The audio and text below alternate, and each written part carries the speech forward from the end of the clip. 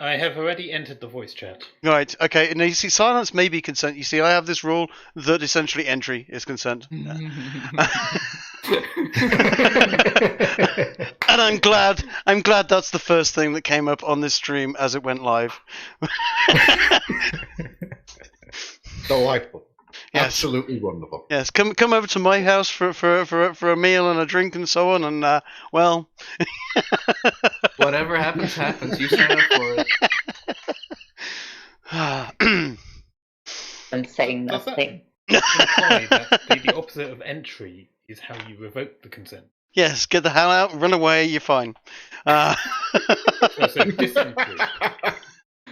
Yes, dysentery is also the revoking of consent. I ain't touching that.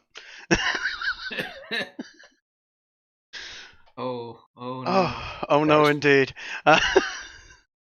Anyway, once you guys are finished talking about sexually abusing dysentery patients, I'll be happy to get things started. Please, let's get started. Please start. Yes. Are you sure? Yes. You seemed like you were quite enthralled by that conversation. No, definitely not. Weak. The only Weakness. one that was involved was Bill Cosby over there, but Well, I don't know. It sounds like Ginger's being a bit of a piss artist. Tell me you've seen the Bill Cosby, the Cosby Show episode where he's talking about his special sauce. Okay. Mute everyone. Okay, mute. you know what? Let's just let start who again. wants to give us a recap of the previous episode? Well, I'll do it. go for okay. it. Go for it. No, yep, absolutely. I mean, Okay. I've written one up, so. Bruce fists an old lady. Grace cuts the head of an old lady. Garrow comes in and punches an old lady. Seedy is being used as a ballistic missile against an old lady, and I jump on an old lady. yes, and an old lady is now dead. That's basically it. Basically, it was elderly abuse, and she deserved it. Yeah, as in the elder abused us quite And a lot. she gets really, really wet by the end of it. She By some loved it. twist of fortune, I was not there to witness this. However, After a long time of fisting and being hit by long, sturdy sticks, she was wet. Yeah, Anyway. I was fisting her, and Grace was necking her. I mean, all right. So I come in. You guys are all fisting. Okay, no. Please save me. Well, so much for this stream and YouTube account. You were with the kobolds, taking care of them, and you didn't start the fight. Sure. Let's just say it. But also, welcome to Let's our just- new party member as well, where we got an interesting wizard. Let's just say that Well met. let's just say that Marsh and his dwarf were just casually out in the forest, out in the nearby forests and marshes, just seeing if there's any interesting local flora that he could gather up for maybe turning into some potions or anything along those lines. When Yes. he saw some rising smoke in the distance. And that, yes, looks like we're at it again. Running back, you see the smoke has been dissipated somewhat. There is now the charred roof of a chapel. A group of your friends are standing around the soaked dead body of a decapitated old woman. Did we manage to And you sew can't the head help but back on feel her? like- Yes, we were trying to reattach the head at some point.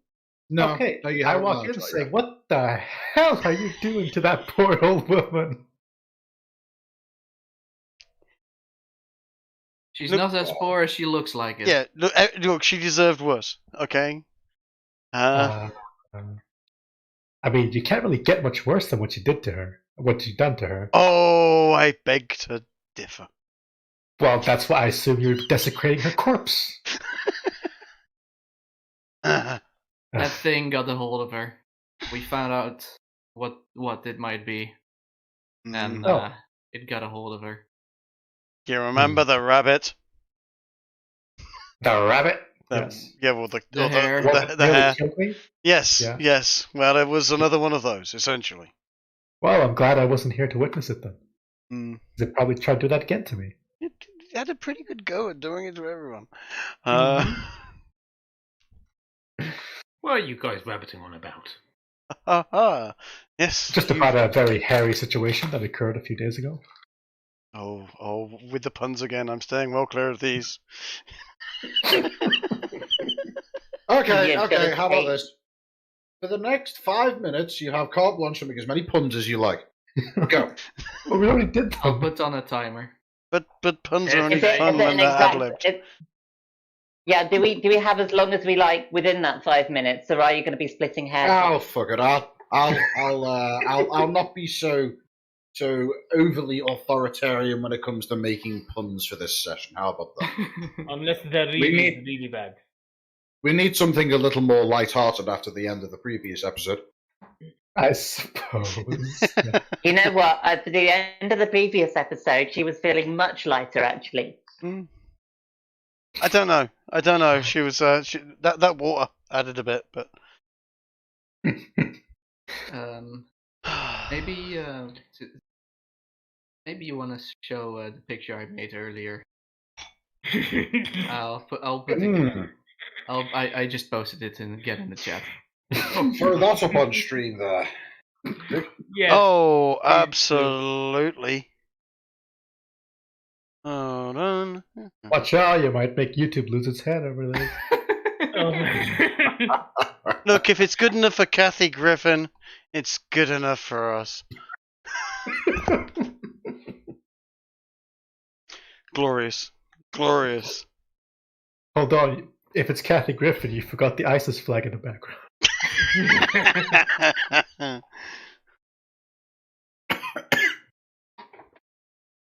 Well, let's not get ahead of ourselves. Har. But fuck you do. Someone needs to pick the body of the old lady. Oh, she's out of the well, and we were, I think, trying to magically heal the head onto her. I think we're gonna need someone with a sewing kit, to be honest. Or actually, we could just get a stick that's sharp at either end, poke one into the neck, and then whack the head on top. You're desecrating a body again. I'm not okay with that. Oh, you can join in. Yeah. Everyone's a friend here. Look, I just want to grab the body and put it inside of the church on one of those benches. Really? I mean, it's wet at the Don't you moment. think It's a all bit drying out. Can't we? disrespectful getting blood all over the pews? Look, Yeah. look, It's, You, that's the body. can't we Let's, hang it up somewhere and let it dry out a bit by the feet, let it drain? let's get a carpet or a blanket or something that we can wrap around her, and bring her in. Yeah. Agreed. I'm gonna help him find a blanket or something. I assume he's just going to the church and So you're all actually going to attempt to salvage this situation and not just fucking run for it. You know what? I'm tempted to ask him where the old woman lived and go and ransack her house, because it's not like anyone needs it anymore. Is Seedy he like wants to stop you, but their then brother? well, actually, you're kind of right. Yeah. If you were playing, look, it's not like right. Okay. Also, okay. Here's how we justify it. I say we go and investigate the old woman's house because clearly she's encountered the big evil, and she was probably at home when she did it, and we might be able to find a clue of what's been going off and whether or not it's nearby. We actually have something that can fight it now, and perhaps it's better to kill it before it takes out the rest of the village. And so let's go and have a look around her house and see if she has any shiny things there. I mean, let's see if we fight evil. Away, but it is still night, I suppose. I mean, it must be out there somewhere. Ginger, it was like right at the crack of dawn or something, or right before it, or it was somewhere in the night at least, right? Yes, this was in the middle of the night. I would say it's currently somewhere in the realm of 2 o'clock in the morning. Oh, that's still early. Okay, well, I guess if we ever gonna find it, I guess tonight would be an appropriate time. The night that we have no Kiki, okay. Don't We are worry, you have all me and my set. robot. And a Yeah, wizard. Should we perhaps try and find like the town undertaker or something? I Yeah, think Elise he's in the wanted corner to- crying right I now. think, yeah, I was going to say, I think he's in a bit of a state after he decapitated his The priest sister. asked for her body Oh. so that he could I, process I her. thought he Let's was like the get back. priest. He is, but Yeah.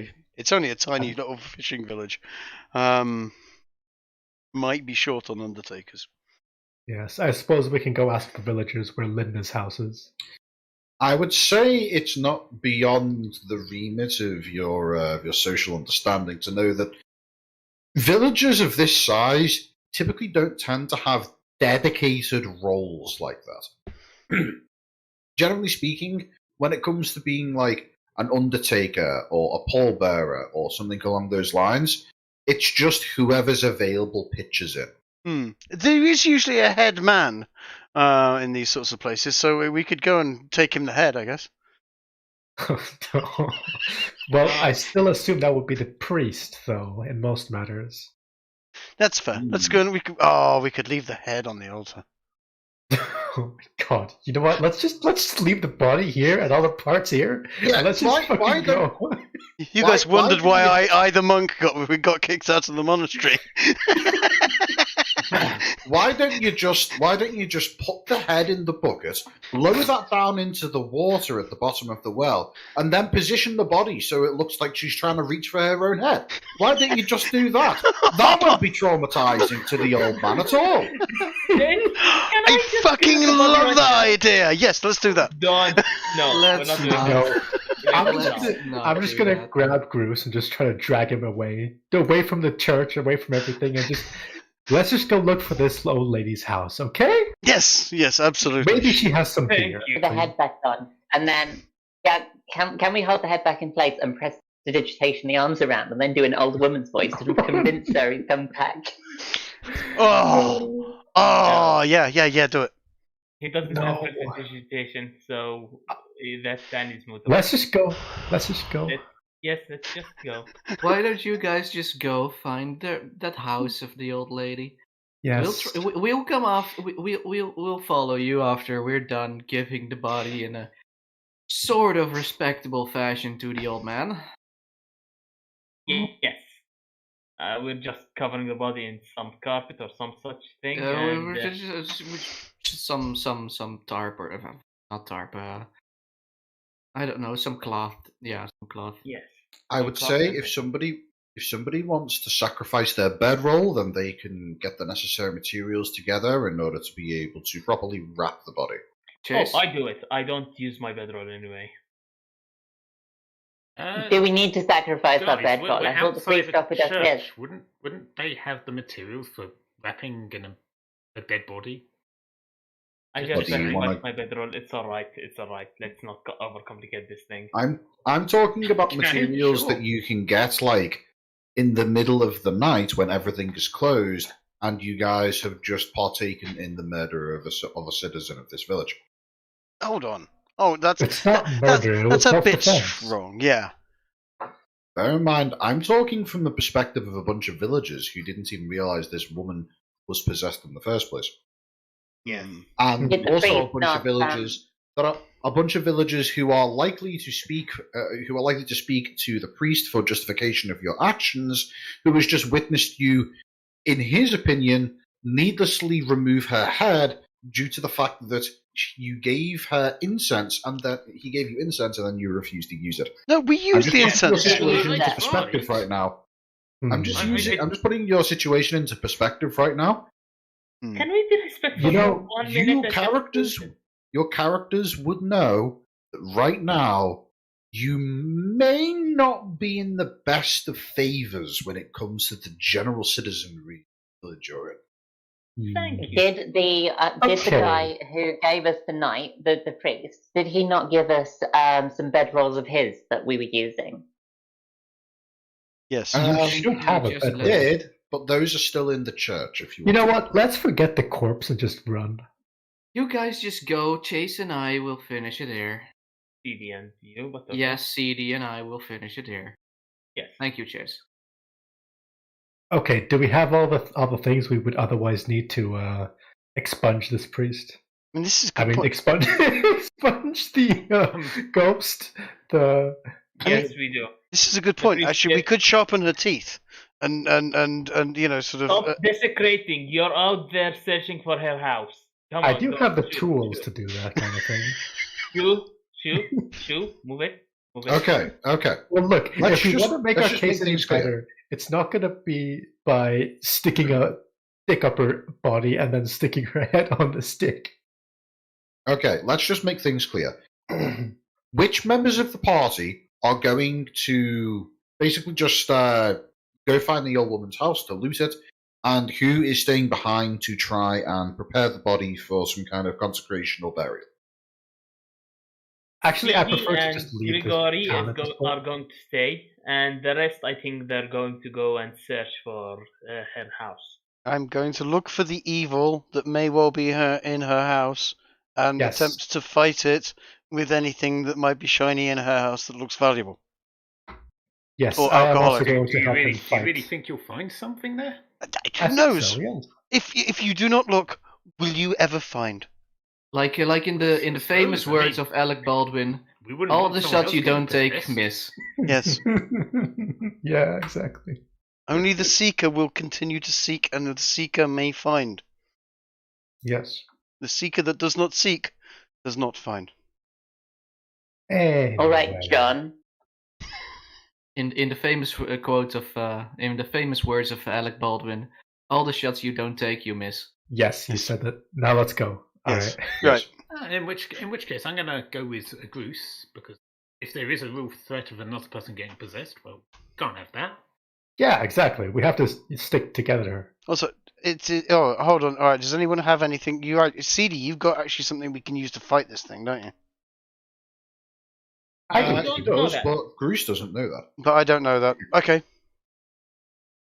Don't worry, It's, I can deal it's with it. probably best.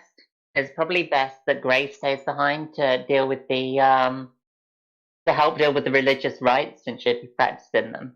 I will, however, hand over to Bruce the incense in case he finds anything nasty there. All right, that's good enough. Cool. Well, as it's 2 a.m, I'm going to light a torch, and we're going to head out. Okay, so just to be clear, You don't need to light a torch. unless you look, if Yeah, you're I know. not going to Linda's house, don't say anything. If you are going to Linda's house, say so now. Now. I am. Now. So now. Okay, Anyway, so Also, Bruce, I can just make your I- quarter stuff. light. I have a block of incense. Yeah, I've got a torch. I'm going to light the torch because we know the incense. We've just found out that the incense might work against further ones of these. So All right. Fair enough. Yeah. And we It's- need a form of fire, which we didn't have last that's time. yeah, exactly. The whole thing No. wouldn't have happened if someone had a lit torch. Or if somebody that could light something was there in time and wasn't unconscious. Exactly. I was conscious until something happened. Well, yeah, so was everyone. Let's discuss I think that's called sleeping. let's happens every day. discuss the ballistic capability of humans later. Yes. Thank you. Okay, let's head. what are we going to cover first? Going to Linda's house or dealing with Linda's body? I think dealing with Linda's body should be the quickest thing, and then we can head to them as well. Yeah. All right then. For now, Yeah. people who are dealing with Linda's body, explain, discuss, continue. Basically, Okay. CD tells them that to Grigori that we should pick the body up with work together to pick the body up with the head and then wrap it up in one bedroll side of the church. Yeah, that should be doable. If you get, let's see, you're the stronger one. If you take the top part, I'll take her from the legs. Yeah, good enough for me. We lift her body up and then we move her inside of the church. Okay, I would And say Grace is there as pair well, I of believe. yes. Are you there with helping out with Linda's body, or have you gone off with the others there, Kiki? I guess I'll carry the head. I Well, think she alright, was yeah. still holding the head. So, as the three of you carrying the body with Seedy and Grigori carrying in Linda's body and being followed in soon after by Grace carrying the head of Linda. Whereabouts are you planning to take her? I'd say about here near the altar, and then we can just put her in the bedroll, put the head in there as well, and just cover it up. Right? Okay. Yes, you can do that. Do bear in mind that she has been out of the well for probably somewhere in the realm of 15-20 minutes at this point, but she is still she's still heavy and damp. Is there none of you can do prestidigitation, can you? I can, but I'm not there, so. Right then. Surely Well, there are as some you, towels. Gregory, do you have any towels? Well, as you walk in and Grace calls this out, you see as Gregory slowly makes his way towards the door and props it open, only to see that you're all carrying his dead sister into the building, at which point For you fuck's see sake. him run over and seemingly without any particular malice, just goes to try and help with the carrying of the body, only to then recoil for a moment when he realizes that she doesn't have a head. It's alright. It's alright. We can do this. Now, if only someone would give me the head. Oh, I'll sit over here. And you just see him walk over to the front of the pews and just wait for you all to carry the body over to the altar. Yeah. We do exactly that with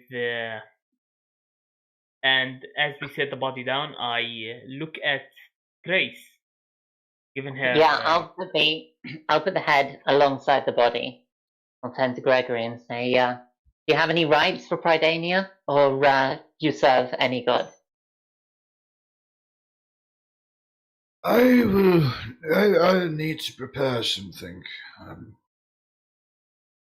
You mentioned that it would be a good idea to try and attempt some kind of purification, and I do think you are right. And you see as he slowly gets up again off the pew and makes his way over to here. As he walks through the door, he turns back for a moment and says, "If you would all just wait here for a moment of, Grace, is it? I may need your help." Certainly. Anything I can do. He nods and beckons you to follow him as he makes his way into this room here. So, just for Kiki's reference, you have followed Gregory into the right-hand wing of the chapel, and he looks at you and says, "Are you familiar with how to do the rites of purification?"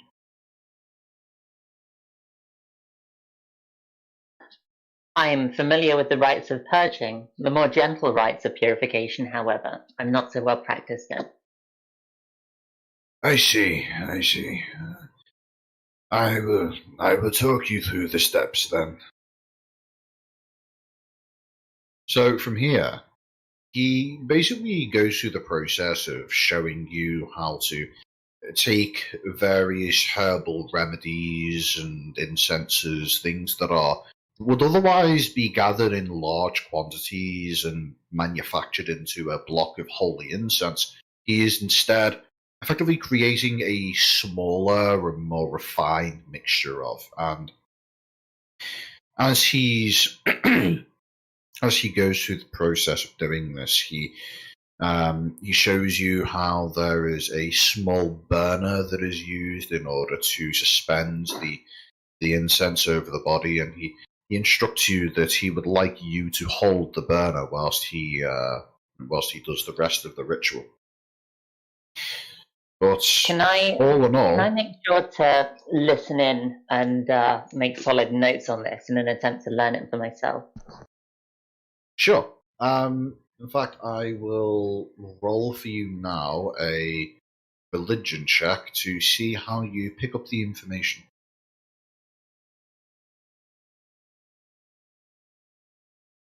And rolling a 10, you think you maybe picked up the basics, but would prefer to have a few more tutorials before you give it a go yourself.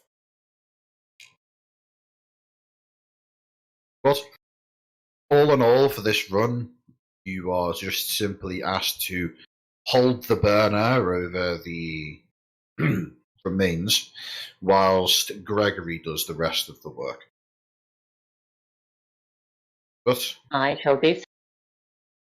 The pair of you being Chase and Theo would see soon afterwards as the pair of them make their way back out of the side room and stand over the body of Linda. Now tell me, how is Linda's body currently arranged? I would say that the head is in the place where it should be, and the body and the corpse is wrapped in the what was it, in the Bedroll. cloth, the bedroll. The body is wrapped in a bedroll, her arms crossed, her eyes closed, the head where it's supposed to be, and it's done as respectfully as possible. Right. Oh my god, is the head sat so that it's on the neck or lied down? Shut up. Lied down. Well, the Gregory, as he comes out and looks at the body, just looks to you, Gregory, and says, "It would be best if the body was visible for this. Could you?" Yeah. No problem, Father. And he nods. Then we open the thing The again. bedroll. Yeah. As you do so, you see as you can get a visible look of not quite shock, but well, actually, yeah, shock is a good way to describe it. If you imagine seeing something that you've seen before, but you never get used to seeing, like the kind of surprise that you would get if, yeah. Like if you were to just suddenly walk across a puddle of vomit in the middle of your house. It's surprising, it's shocking, but yeah.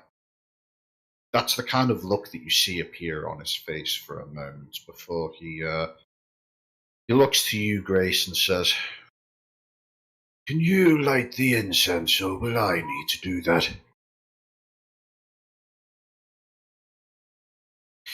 Ah, fair enough. Well, in that case, Gregory would...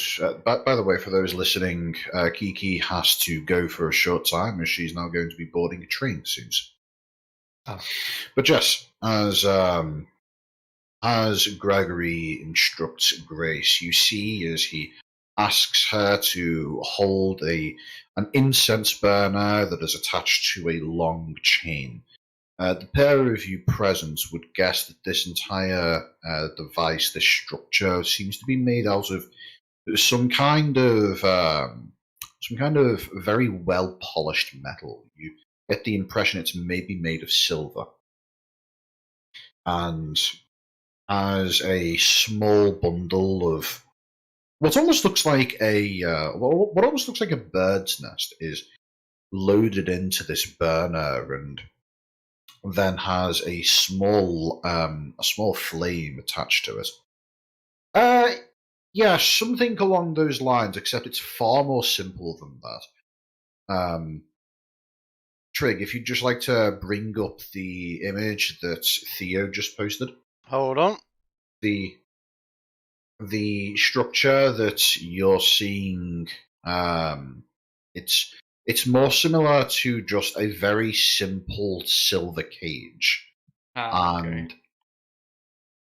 And instead of having multiple different elaborate chains, it's just a very simple threaded chain, the kind that you would maybe expect to see as part of jewelry, perhaps.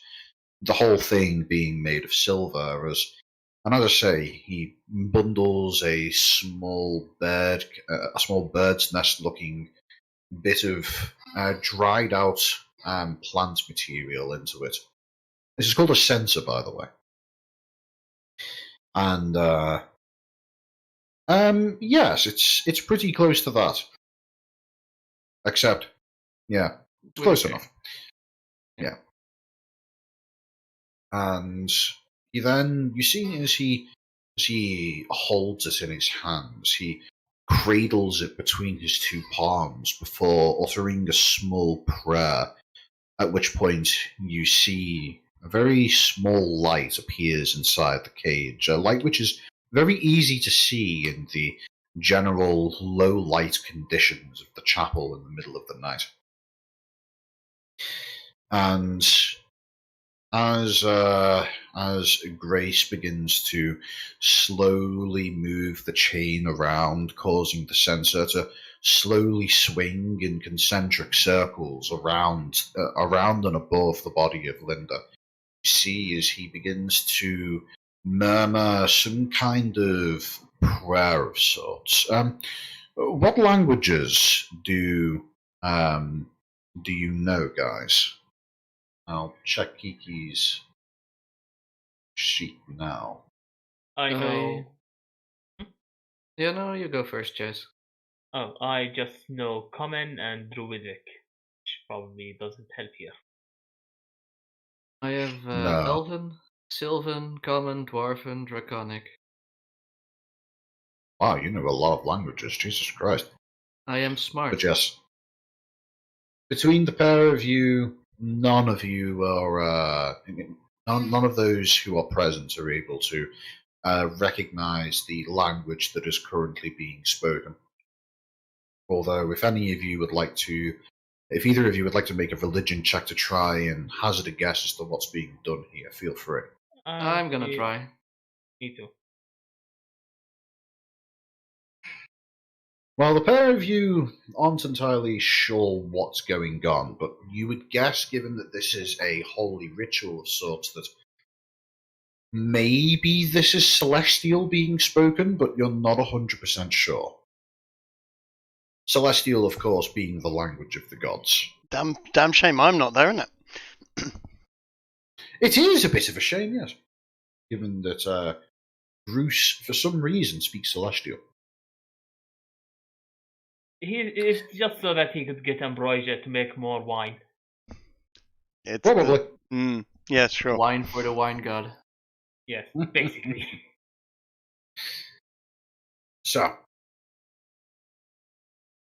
with the ritual ongoing, with Gregory making these almost somewhere between a chant and a prayer, you can see as this goes on that the light coming out of the small burning censer seems to grow in intensity, with the actual censer itself almost beginning to look like it's glowing an almost soft golden light in what you can only presume to be some kind of divine energies being produced from the ritual. And it's not long before the entire interior of the chapel has the shadows of the four standing individuals dancing around the walls and ceiling, with the light being emitted from the censer being almost too much to bear to be able to view directly.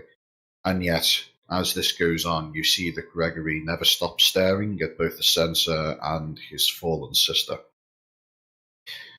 After around 5 minutes of this, Gregory stops chanting and he looks to Grace and just simply nods to her, at which point you see she quickly gathers up the chain on the sensor and holds it between her hands before the light suddenly goes out as she blows into the sensor to extinguish the flames.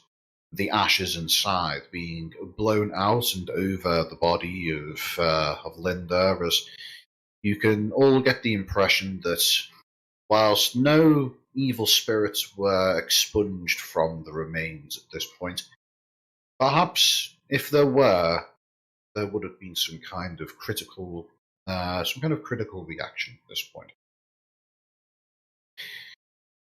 But with the ashes being scattered over Linda's dead body, you see as Gregory looks to the three of you and says, "Thank you for waiting and helping me with that.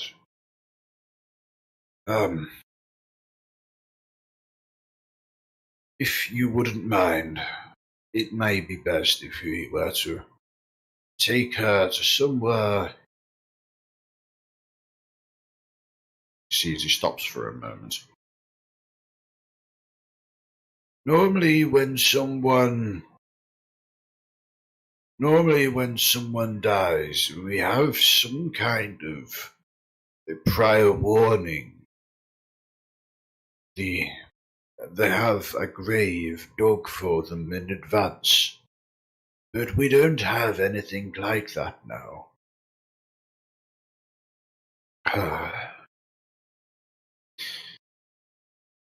Would you like Bring her. We will help Father. You, Seedy. There should be some silver pieces over in the donations box near the door. Could you go and see if there are any there, please? Alright. I go there, and I tell him exactly how much money is there. You can see that his eyebrows raise at this, but you get the impression that he's just too tired to be able to show any kind of shock beyond that. And he just simply calls back over, "Are there 2 silver pieces?" Seedy pulls out his 2 own silver pieces and says, "Yes, there are." Thank the Lord. Bring them here if you could. And at this, he takes the 2 silver pieces and just puts them into a small pouch before asking 2 of you, but no one in particular, to carry Linda's body over to the same room that he went into earlier in order to prepare the necessary ingredients for the sensor. I think I and Grigori pick up the body. Yeah, we can do that. Okay. Well, in that case, I will move everybody at the same time.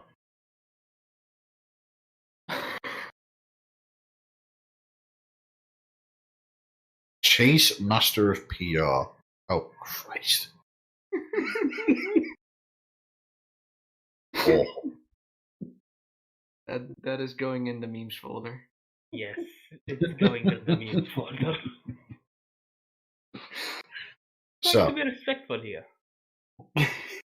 As you lower the body down onto the ground once more, this time confident in your knowledge that the remains have been purified, you see as he takes Linda's arms and he moves them down to her side, and he then places the head roughly where the stomach meets the chest on her torso, on the head on its side, and then crosses the arms over the head as if cradling it before taking out the 2 silver pieces and casting some kind of divine magic before placing the 2 silver pieces simply on roughly where the chest is, just above the breasts, are next to each other, and then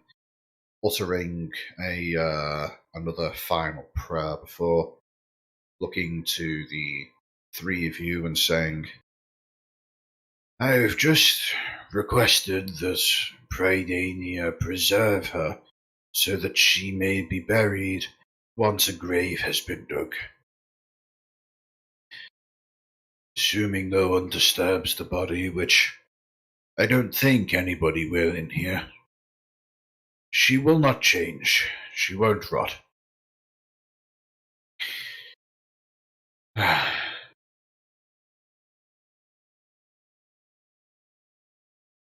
Now, I hate to ask this of you, but I need to mourn.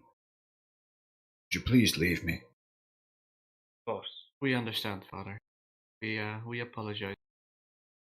You're welcome to stay in the church for the remainder of the night, but I wish to be left alone. We shall be no further burden. He nods and sees he just simply walks his way off into the other side of the church. And when you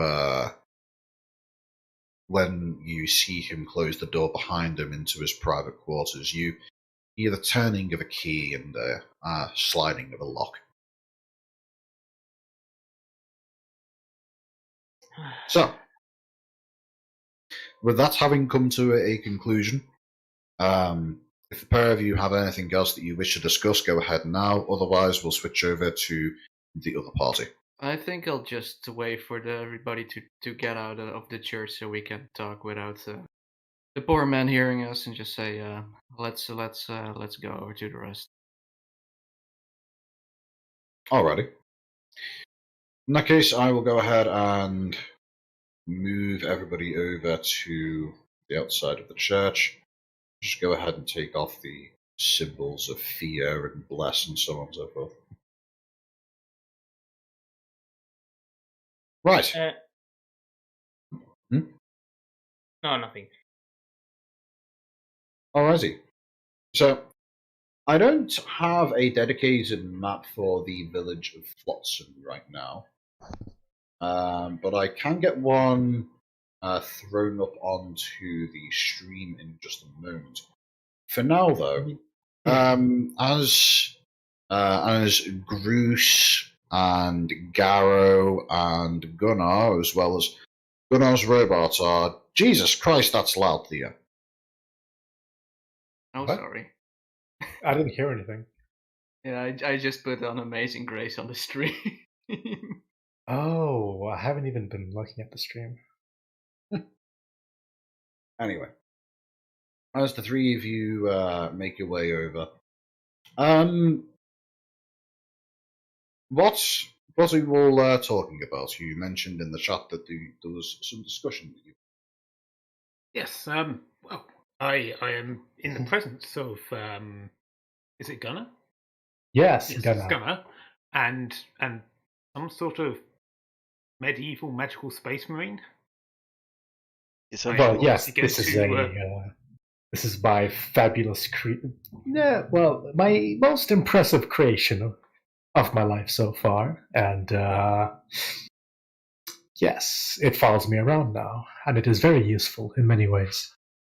Ah, so tell me, my good fellow, would you perhaps be a member of the noble low people I have heard so much about?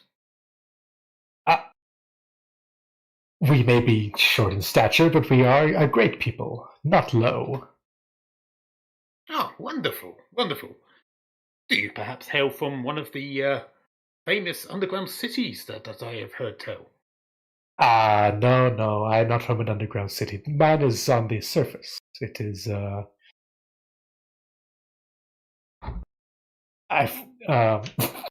don't remember the name. But, Varpak, yes. A wonderful city. It is a very forward-thinking city of much progress, and technological development. It is a wonderful place. Sounds ghastly. Ah, Ted Pill. so you constructed this fine fellow walking beside us. Yes, that is where I built this thing, and where I escaped with it, for it was gathering too much attention there, so I had to make a swift and quiet exit. Is it by chance magical? It is somewhat magical, yes. Oh, that would make you a wizard, wouldn't it, good sir? My proficiency in magic is still inferior to my mechanical prowess. Either way, we should certainly compare notes sometimes. Well, I would certainly appreciate it. And of course, if we ever find ourselves in your fine town, you'll have to point me to the local wizard's establishment. Well, I mean, what does he look like exactly? Can you see the Roll20 stream? Oh, is that just wait, hold on. The thumbnail. Here it is. Yeah, the thumbnail, yeah. So that's It's just a ginger-haired Chad with a wizard hat. Okay, yeah. Yeah. So now They do prefer people with more I can't remember how tall clothes I made. on. I think it was 6'6". Carries a large oak staff on his back. He has a large wizard hat. Ginger haired, and you can see on his belt a piece of paper with a seal upon it. On that, he travels very lightly. A piece of wizardly paper with a wizardly seal on it. Is that a wax seal, or sort of you'll find it on the coastline seal? That's actually a very good point. Since someone, I believe, is trying to kill one of those, it is not that one. It turns out that it's just a very small, very, very old and well-preserved puck of black pudding that has been expertly shaped and carved. Fascinating. That's Wow. extra tasty. Yes. And if you don't have any problems with that, as it's canon now. Sure, the seal can be made of black pudding. Absolutely, yes. Forbidden pudding. No. But anyway, I hold out my hand to Gunnar, which I'm sure mechanically is a bit difficult given our relative height difference, and offer to Yes. shake it. Well, I reach up and shake it. Oh, my name is Garo. I am gentleman wizard of note and part-time explorer on the side. Well met. Well, I am Gunnar. I am simply traveling these lands in search of magical items, perhaps. Ah, wonderful. Wonderful. I think we'll have many things in common then. And with that, I turn to Bruce and say, you mentioned a drink earlier. I think now would be a wonderful time for us to partake. I didn't, Two Dieter. Friendships. Friendships indeed. Newfound ones. I look at Marsh, wink, and go, drink as much as you like. Look, as much as I appreciate a good drink every once in a while, I think we have business to attend to. Before the local village wakes up and realizes that maybe we don't want to get across with the law just yet. We can drink and celebrate our recent victory. Well, yes, but we need to do this quickly. Fair enough. Fair enough. Take a quick snifter, if you will, my man. I pass you my small but rather interesting flask. Oh, I take it in my hand, give it a quick look. Quite fancy looking. I don't want to drain it all because that would be rude, of course. But I take a quick swig. All right. Okay.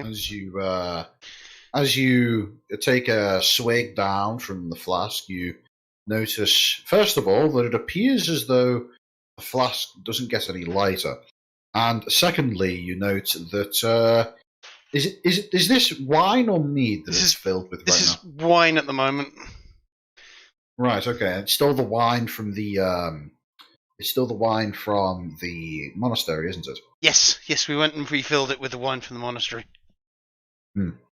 Well, in that case, you would notice that it is a sweet wine. It is, and it is got a bit of a dry flavour to it, but otherwise, it's just very, very nice.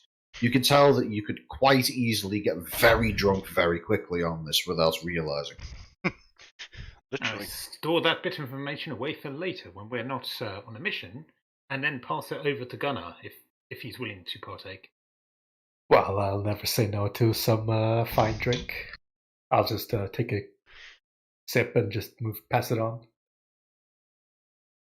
I'll take it back and take a decent gulp for myself and give it a quick shake to make sure it hasn't gotten empty. Grin and stick it back on my belt. Well, if it ever gets too empty, you can always just piss in it. No. What? No. Well, you see, he's a magical monk. Pisses wine. Yeah. Oh yes, of course. In fact, I will. As we were walking on our way to Linda's house, I just realised we don't actually know where Linda's house is, but we're gonna have a fight. We'll see. And but. Yeah. In response to that, I was thinking her house, I assume, would be empty at this point. It would. And since she is related to the church, it is likely also somewhat nearby in relation to the village. Fair. By the way, you all see that I've switched over the view of the party over to a map of the village of Flotsam. Nice. Yep. This Excellent. is just something that I spotted on the web recently. And that building then is the chapel. Just out of curiosity, since Agaro's going to assume you guys actually know where Linda lives since you didn't ask for directions. Do you know where Linda lives? No. No. I was just going to look for a house that didn't have any lights on and maybe a front door open. Yeah, 2 pretty in the much. morning. Honestly. Yeah, 2 in, yeah. Well, see, she was. You'll notice that basically all of the houses don't have any lights on. Yeah, which makes sense because they wouldn't. 2 in the morning, yeah.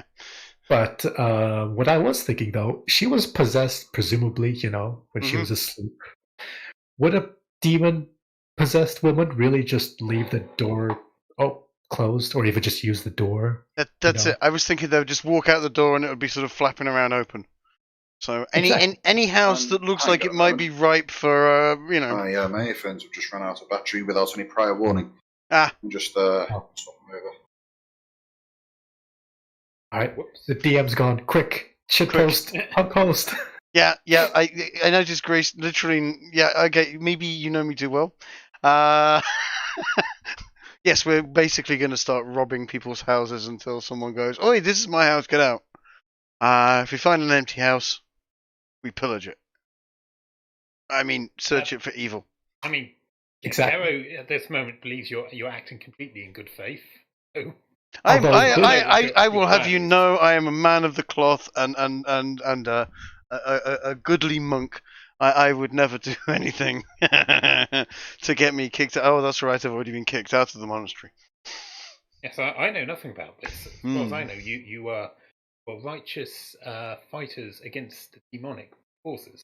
We are going to find the evil and purge it. We are, after all, getting hunted by said evil, so we have to. Yes. Anyway, so Sounds glorious. Yes.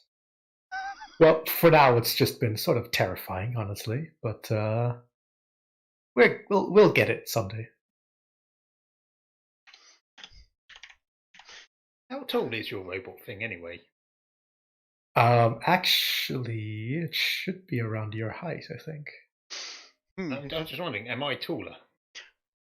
It does make me think that as you are skilled in building arcane sort of, or not arcane, but sort of mechanical wonders, certainly you're capable with metalwork. We might be talking about building a still or something in the near future.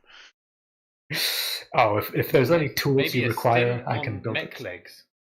Oh, walking still that brews vodka as we go. Wouldn't that just be an Irby mech, though? Basically. Basically. I gotta look this up. This must be a thing. Right, well, I mean, it's a medium size, so I assume it must be around, your height. Yeah. Yeah. Oh, a walking keg of distilled vodka. Thing is considered. I could stick my core in. I could make like a giant still and just stick my core in it, and it'll be a sentient still. Yep, and as Grace says never there, stick your core in crazy. a built-in flamethrower. Stick your core in there. Yeah. Oh yeah. All we really need at that point is just like a bit of a pump and a lighter. Something, and yeah, exactly, pump and a lighter, and then it's just a flamethrower. Yeah. Yeah. What have I started? Nothing crazier than what we already have. Yeah, I mean, we were going to get there eventually. Don't worry.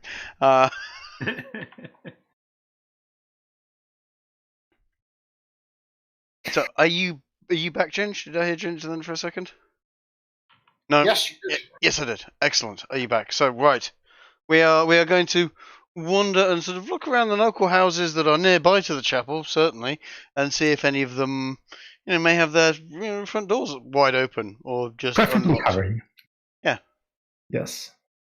Okay, and just to be clear, are you doing about this with any rhyme or reason, or are you literally just, oh, look, a house, let's check it?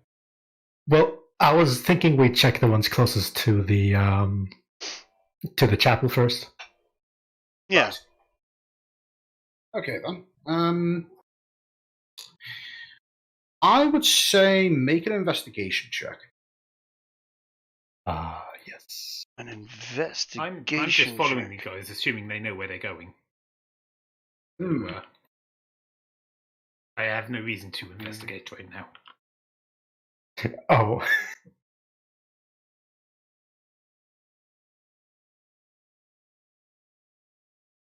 Oh, yeah.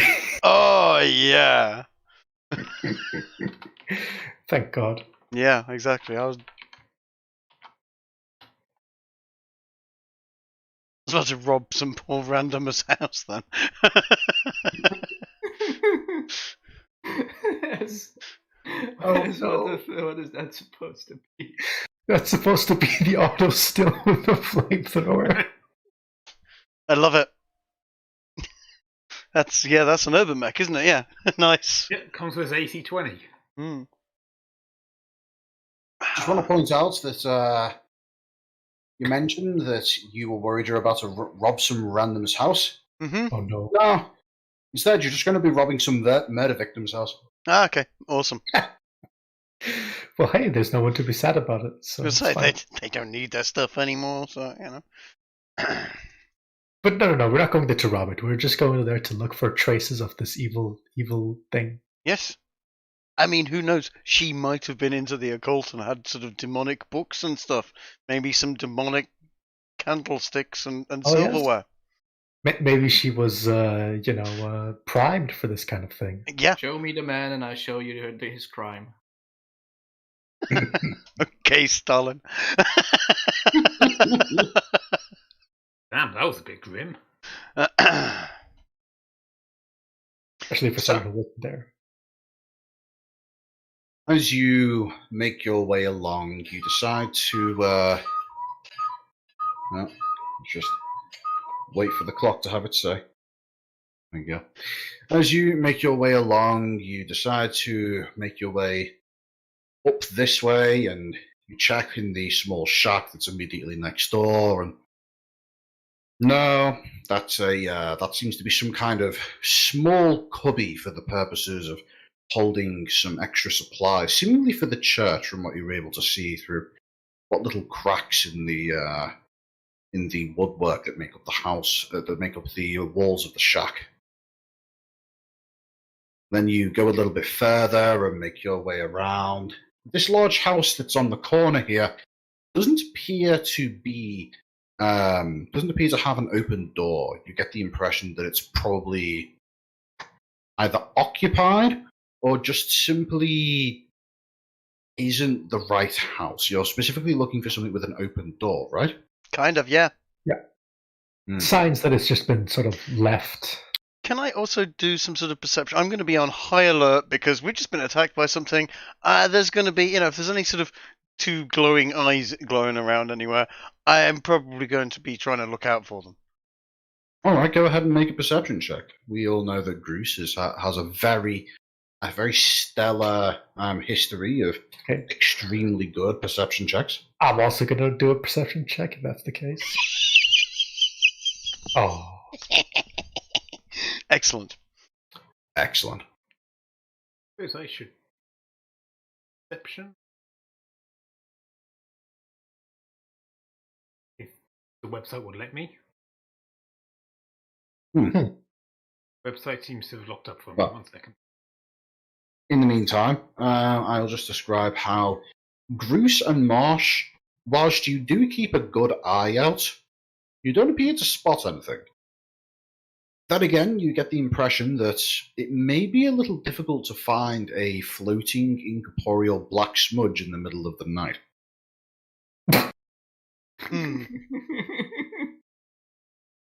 Yep, none of us are doing well on that one, yeah.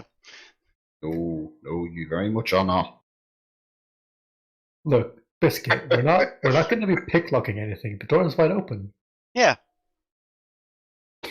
Just as you, how exactly are you checking this first major house, by the way? Are you attempting to, get a view inside, or are you just literally going by whether or not the door is open?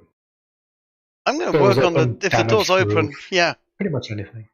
The door's open, I'm opening it and sticking my head in. I've got a torch. I'll consider. Hello? Is anyone there? Well, as you're walking along, you make your way over to the door, and it does appear to be closed.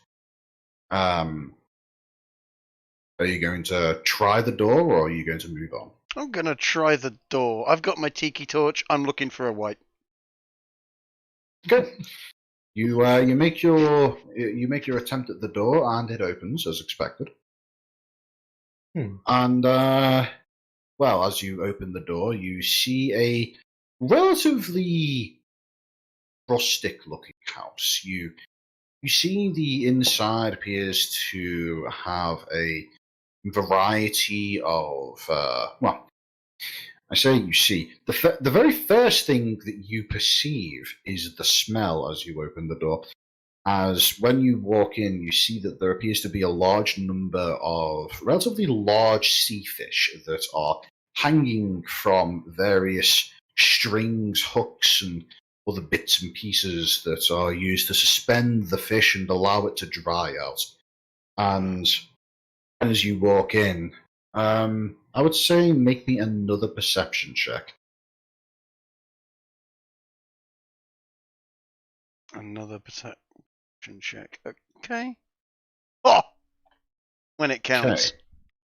As you step in and you make a couple steps indoors, you immediately pick up on hearing the sound of soft snoring. It appears to be coming from somewhere further inside the house, but there's definitely someone in here, and they are apparently entirely unaware as to what's just happened next door. Well, good. Anyway, let's move on. I suspect this is the wrong house. Yes. When I say open Did you door, get I don't lost, just my good mean friend? unlocked door. We should be looking for a door that is obviously open. Door, window, broken roof. Actually like that. open and flapping as well, yeah. I think it's I mean... the fact that I have dark vision might help with this, since it's night. I'm going to generally sort of motion to the guys and go, put my fingers to my lips and sort of point upstairs and sort of say, there's someone snoring. I think this is the wrong house. We should probably go somewhere else. Yes, we're moving on. Probably. Hmm. I Yeah. look at the people I'm traveling with. Just like, do you not know where you're going? Well, they didn't, and we didn't have time to inquire as to where she lived exactly, so we're just gonna have to look for it. We're searching for an evil that is, incorporeal, if that's a word. Floating mist of darkness with white eyes. It got the old lady. I want to catch it quickly before it gets anybody else. But I've got the distinct feeling that this is a nice village and people might not lock their doors, so we're going to have to look for one that's actually open. I mean, alternatively, we can just burn the house down. So that's not. I think we've caused enough pain to this village. I think we can. We should probably leave their house alone. Yeah, I guess. And we could say, just run around the outskirts of the village, setting all the buildings on the outskirts on fire, and and waiting. Go through and poke through the ashes for metal.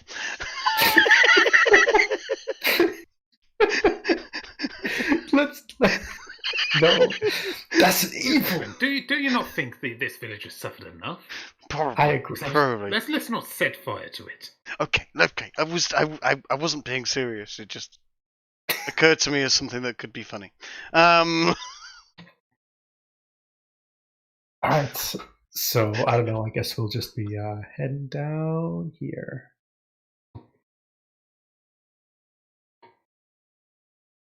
Or just heading away, I guess. Yeah. So go ahead and use the freehand paintbrush tool to just show where you're going. I have already decided what the correct house is, but since you're basically going by feel, you need to this is a treasure hunt, guys. All right, so we've tried the one on the corner and the one after it, right? Currently, you have. Let me just mark off the houses that you've tried so far. You've tried this one, and you've tried this one. So, what do you guys think of the route that I wrote? That I did out here. Okay, so if we've tried those two, I should suggest. Yeah, I'm liking this sort of route that I've done in white there. Basically. Yeah. All right. Yeah. The pink X. The pink X, by the way, you haven't actually checked that house yet. Let's go check that next one. Oh. Yep. Okay. Keep in mind, this is quick. We're just going to check if there's any obvious signs that someone's left it, and then remove them. In that case, go ahead and just describe to me the general process that you use to check each house. Is there a door open? First of all, flapping around, or is it just unlocked? If it's a closed, locked door, or just a closed door, I suspect it's the wrong house. Yes. But if the door is wide open, then I also want to check the roof to see if it's got any damage to it. Mm-hmm. Well, first of all, the first house that you checked didn't actually have a lock on the front door, and the same thing applies to this next one. Whoever did the pink X, right? The third house, which is the one that I've just scrolled a really shit number 3 on. As you check it, you notice that it does have a lock, but the door itself is not locked. And as you crack the door open, go ahead and give me a perception check. Only one of you needs to do the perception check, by the way. This is just whoever is going in to make the investigation. Well, I'm going to hang back and let Bruce go first. I am agile, but I'm not very perceptive, although I can be at times, but rarely. Well, as you step in and stop for a moment, you don't hear any snoring, and as you bring the torch into the room, you see that this is a house that appears to consist of literally just 2 rooms. The first room, and you can see that there is another internal door, that leads to some other section of the house. But this first room appears to be somewhat of a combination living room and kitchen, with a small table that you get the impression that maybe 2 or 3 people could eat at simultaneously.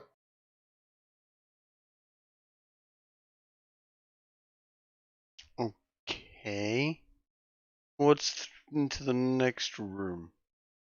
Well, do you make your way inside? Sure. This is not the plan. And important question: do you bring your torch, and are you going stealthily?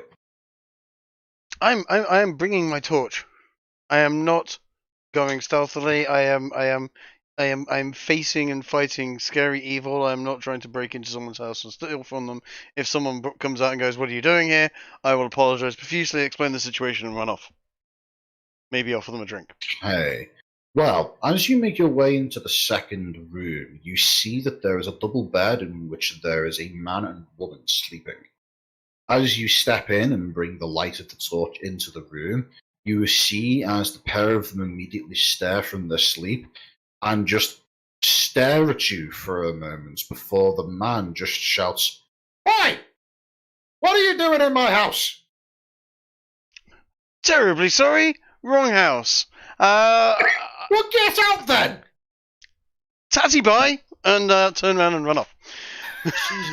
You see he gets up and seemingly grabs some kind of large branch from somewhere and just kind of chases you out of the front door whilst proceeding to just scream, not necessarily profanities, but words of, shall we say, unencouragement.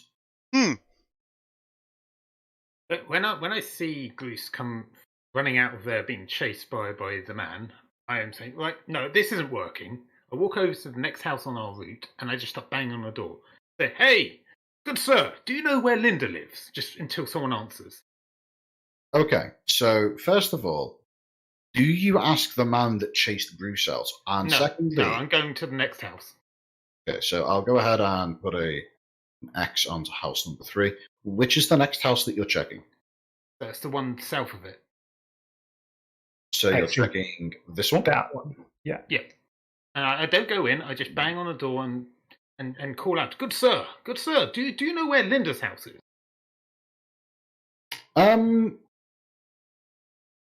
You bang on the door and you call out, and you don't get an answer for a couple seconds.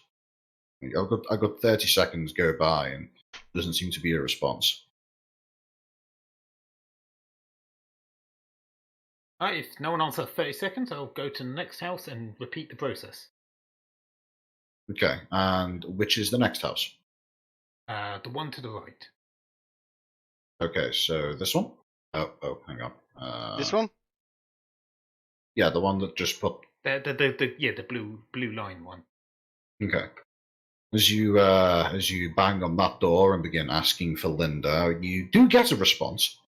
This time, a somewhat young or somewhat maybe middle-aged, you're guessing somewhere around his late 30s to early 30s, answers the door, bleary-eyed and confused, and just basically answers by saying, "What the hell are you banging? You want Linda?" Well, we're looking for Linda's house, my good person. He takes a couple steps out of his house and steps into the middle of the road and just kind of pulls you over and sticks his hand out and kind of forces your head to kind of align with his arm and points at this house. Oh, thank you very much. Wonderful, my good sir. Right, How do you know more? don't be so loud, please. Everybody's sleeping. Wait, what?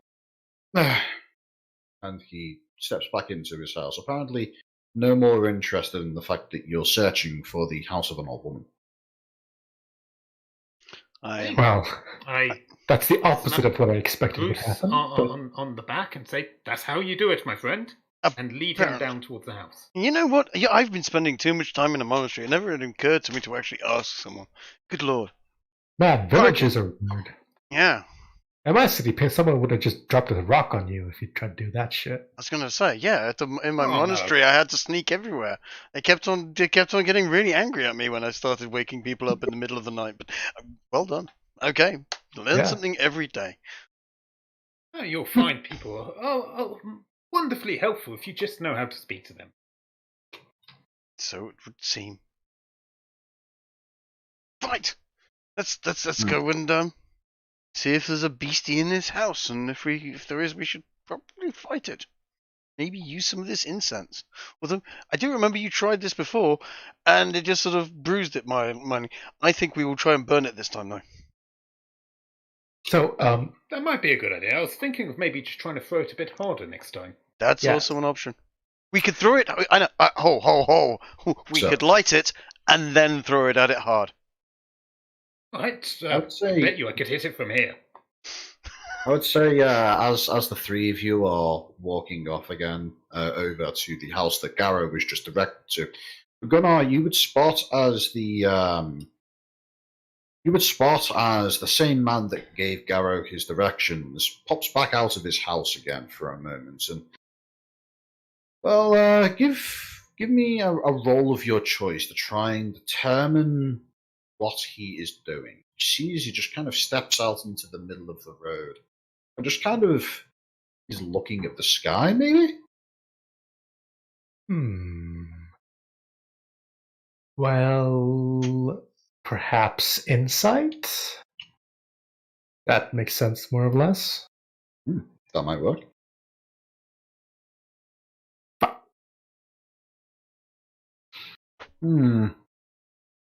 Get the impression that he's maybe... You don't know. It's too far away to be able to get a gauge on what he's doing, but in either case, maybe a minute or so passes before you see as he begins looking around before just going back into his house and closing the door behind him. Can I perhaps look up? See, maybe... Sure, roll me a perception check.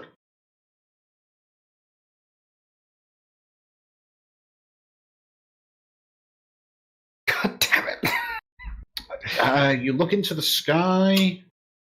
No, it's relatively clear. You see that the clouds seem to be moving awfully quickly, but aside from that, it's like not unnaturally fast or anything. It's just Just a windy night, I suppose. Oh well. yeah. I mean, is it a windy night? Do I feel any wind? Yeah, there's a bit of wind. You get the impression that maybe it's a lot windier up there than what it is down on the ground right now. Yes. But it's there is a bit of a breeze coming in from the sea.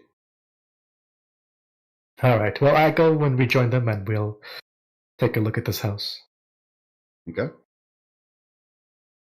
Well, as the three of you get to the house in question, you see that the door is shut. I suppose we may have overlooked the idea that she might have had, a husband, children. I mean, she seemed like a fairly elderly lady-ish. Was the general impression I got. Well, yeah, she would have children at least. But, well, maybe. But certainly Well, they whatever. might have left. Yeah. Let's go in there. Yeah, I agree. We don't need to knock, right? No. All right, if you say so.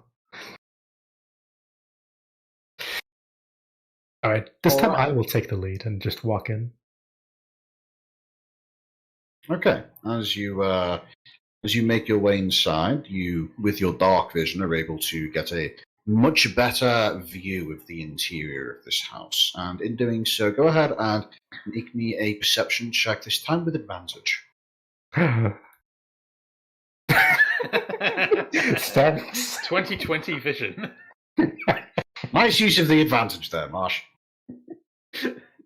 Well, in either case, you make your way into the interior of the building, and in doing so, you see what appears to be a single room household.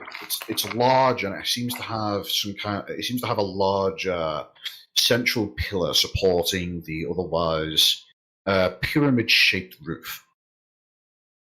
And as you make your way inside, you see that there is a large cooking pot that is positioned over a currently extinguished fire. You see that there is a variety of fish hanging up with a small table. You know, the standard trappings. What is noteworthy is that there is another table located a little bit off to the side, which is actually quite wide. You would guess it to be maybe 6 foot across and maybe 3 feet wide. And on top of this table, you just see a variety of, looks like to be various planty things, like bits of dried up grasses and, just, well, bits of plant. There is one other noteworthy thing that you spot, though. In a single bed off in the opposite corner of the room, you do see what appears to be a sleeping individual.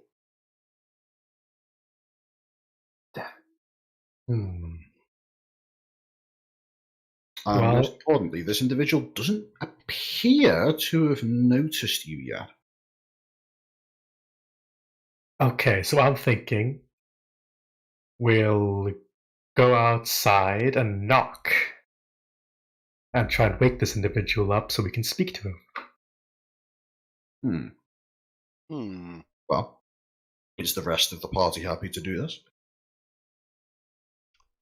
Don't listen to me, I guess. Yeah, sure, why not? Certainly better than just suddenly a stranger wakes a man up in his own bed. So you make your way back outside of the house, and then the three of you slowly close the door, wait a couple seconds, and then knock on the door as if you've just arrived. Exactly.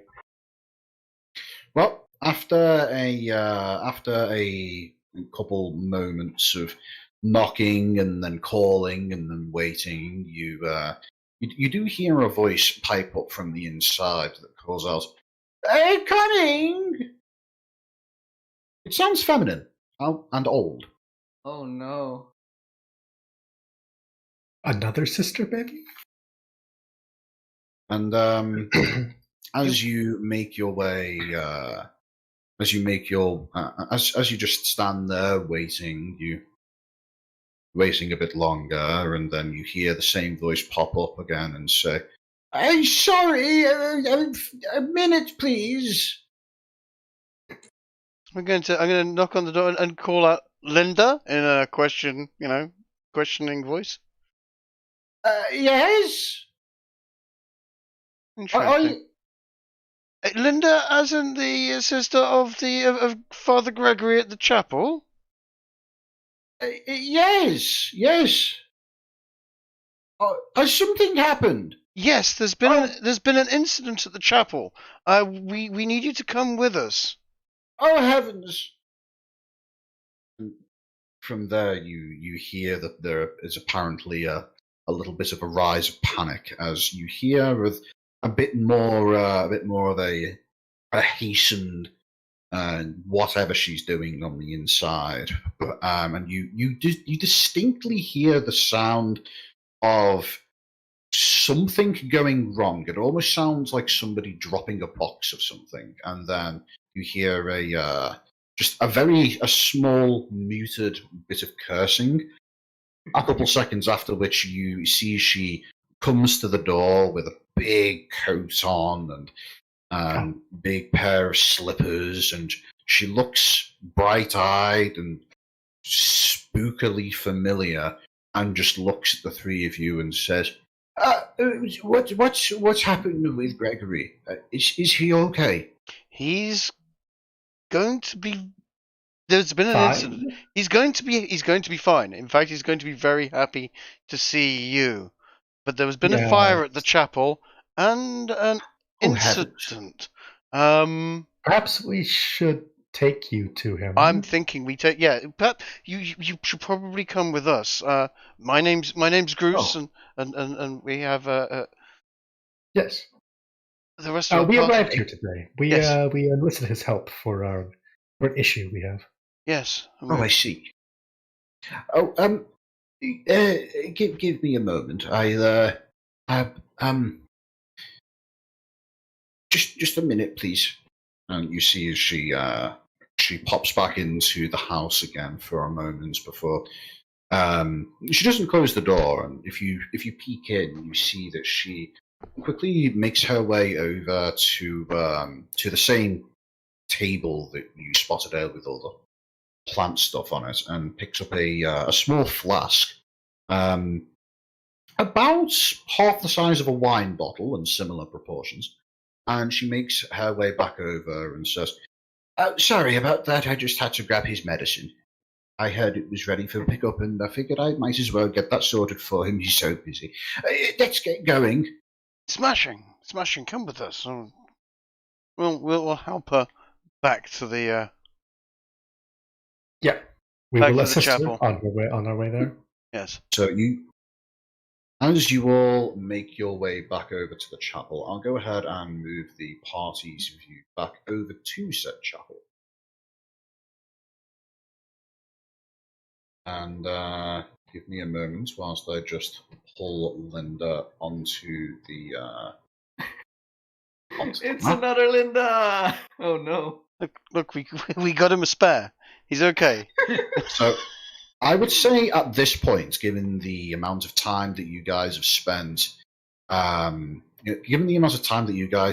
checking houses and then eventually finding Linda, and the amount of time it took for the other three members of the party to purify the remains of Linda, by around this time, you would. The pair of you, the two parts of the party, would probably bump into each other right outside the chapel about here. So something odd has happened. Guys, look, we found Linda. What? You just see her. You just see as she waves for a moment and gives a "Hello, are you all friends?" This is our Hi. party. Yes. It looks like we. And I'm going to sort of quickly call whoever Seedy's nearby, whoever's nearest, and just sort of go, "Did you cover the body up?" This poor old lady is not going to like seeing her dead version of herself with no head. It's a good thing we didn't mutilate her body now. No, it's a damn good thing we killed it. Oh yes, absolutely. We just. You. I mean, I know some of us wanted to spare the evil, but it looks like we actually did the right thing. Let's go and get Gregory. I think he's going to be very happy to know his sister's alive, and I think we should probably do We something might- about burning the body of the evil thing that's in there. Let's go back inside. Yeah? Hold on. Let's burn maybe the we corpse of the evil thing. Maybe we could use the paladin to Detect Check. good and evil. I'll rush back inside. Hold on, it was kind Okay. of locked. So, Gregory, you rush back inside the church and do what exactly? Check if the body is still there. As you run back inside to check, you take a step inside the doorway, and all you see is just 2 silver pieces on the ground.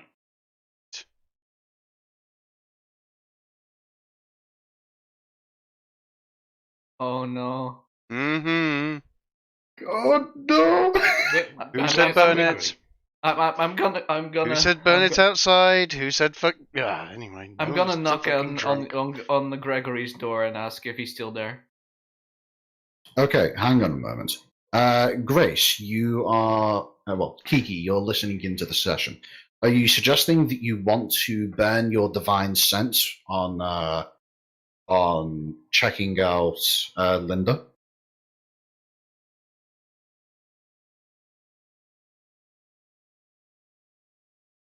I think you have one.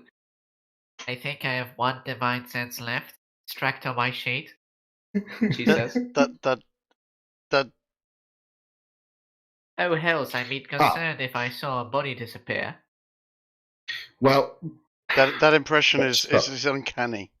it is. Sheep here weren't with us. It's. I don't know whether to be shocked or.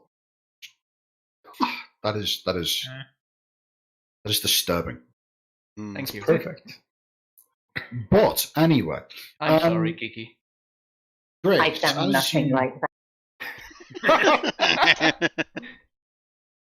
Grace, as you step a few feet closer towards Linda, you flash your divine sense, approaching with a degree of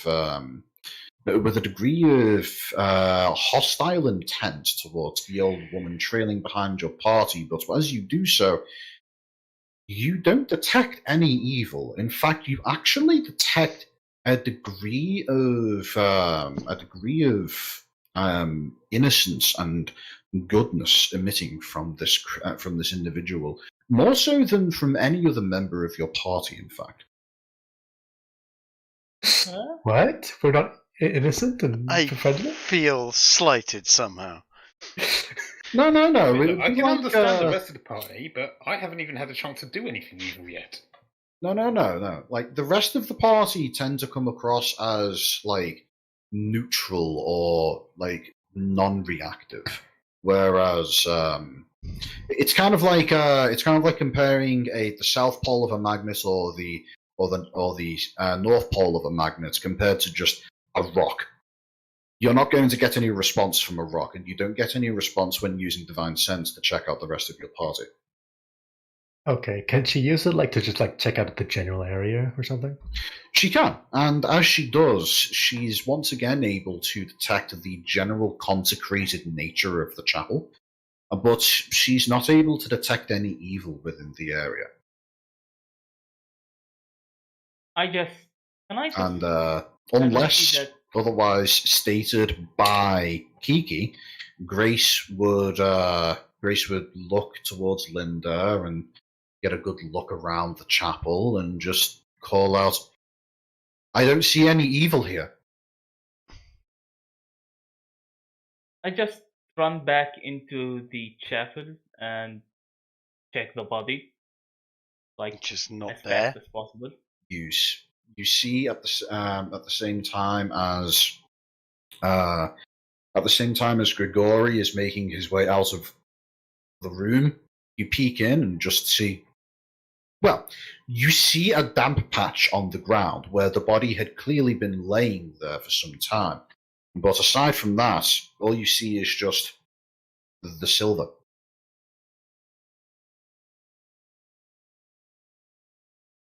I just look Grigori at. check on the father. I'm knocking on the door.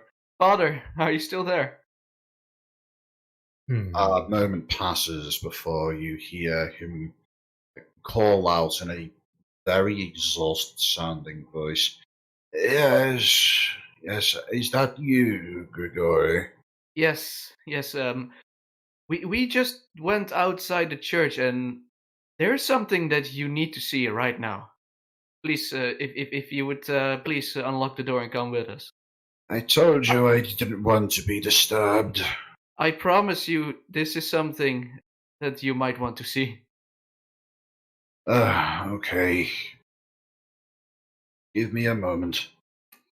And Can I do a perception check? I just nudge towards Seedy to get them in. While you're doing that, can I just ask Linda for? I'll go and take Father Gregory his medicine. Let's get him his medicine now. I don't know what he might need it before he sees her. I'm just Get a chair. Linda, could you come with us for just a minute?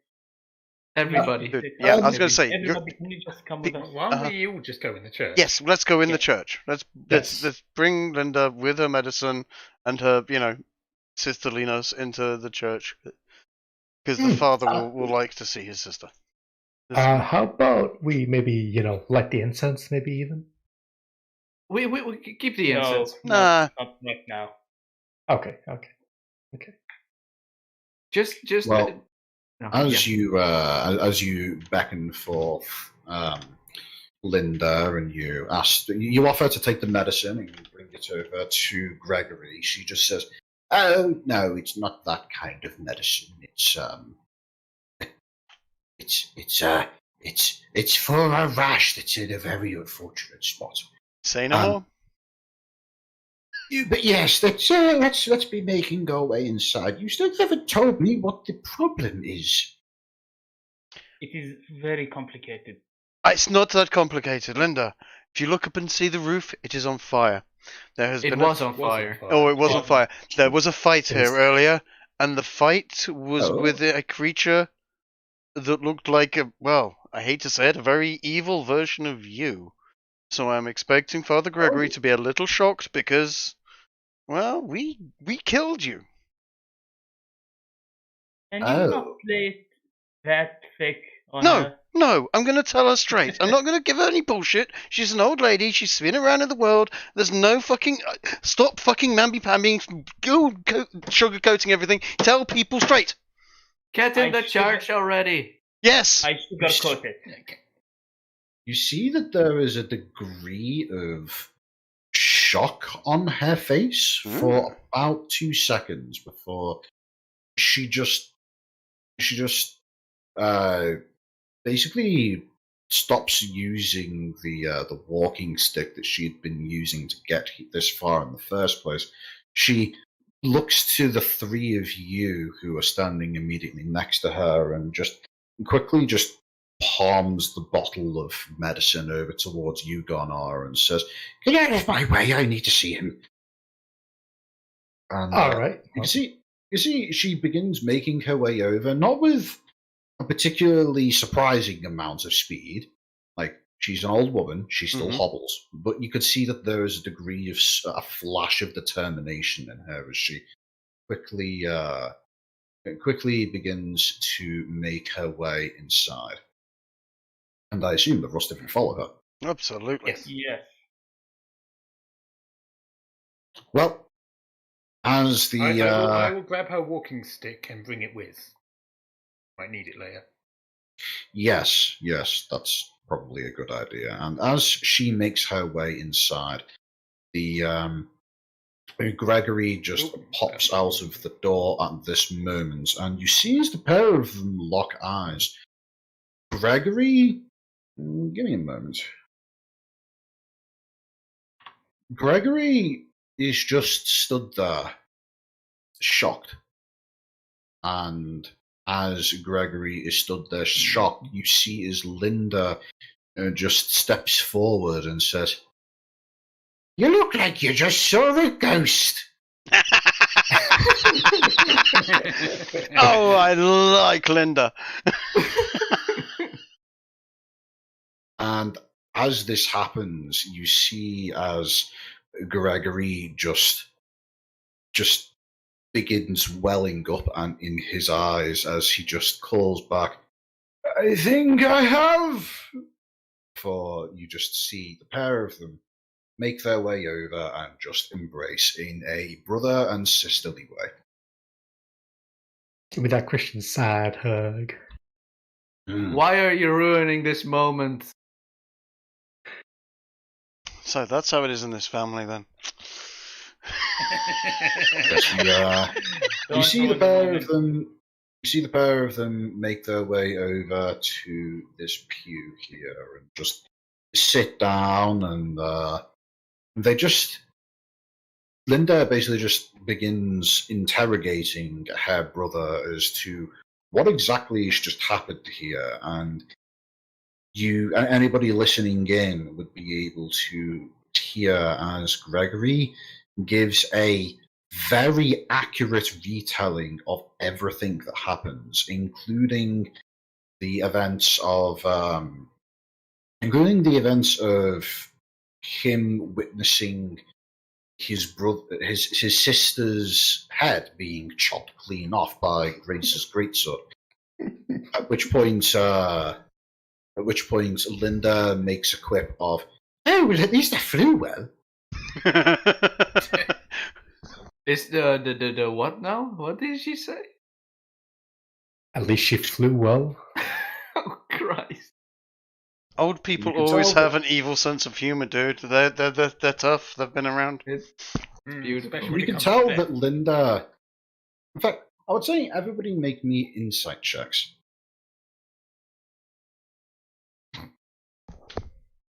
An insight check. Ow. Too bad I didn't get this before. What the hell? Fucking nailed it.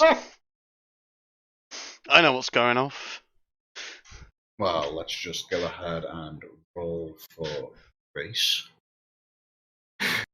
Garrow just thinks, ah, what a lovely lady. Jam. Well,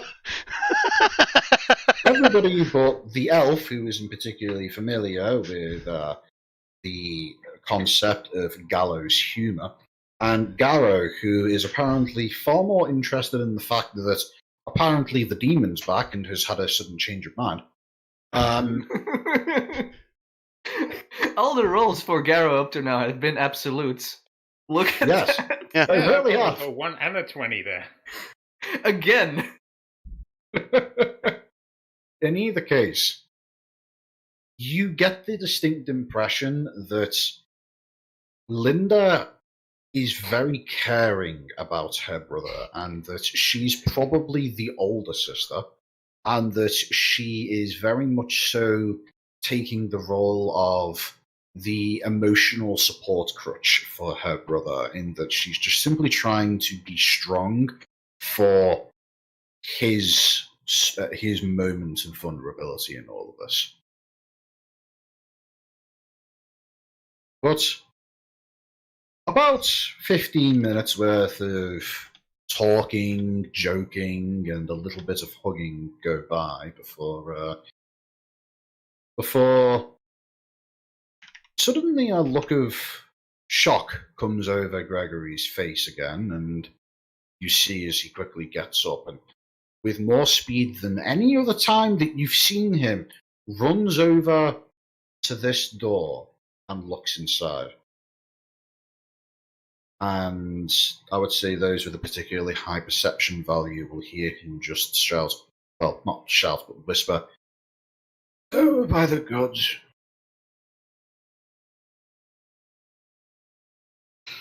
Before making his way back over and sitting down next to Linda and just simply saying, "Oh, don't worry, I just realised that I burned some of my incense. You wouldn't happen to have any more made up for me, would you, Linda?" At which point she says, "No, I was only pot.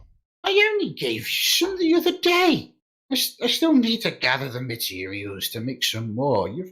How can you have gone through it all already?" At which point, I would say it would probably click for at least a couple of you that the large table with various plants and herbs that you saw inside Linda's house is probably a kind of one-man factory for the purposes of producing incense. Holy incense. Incense, huh? Okay. The holiest. But in either case, Linda soon just tells her brother to go to sleep, and that she can tell that he's had a very, very eventful and long night, and that she will deal with the adventurers. And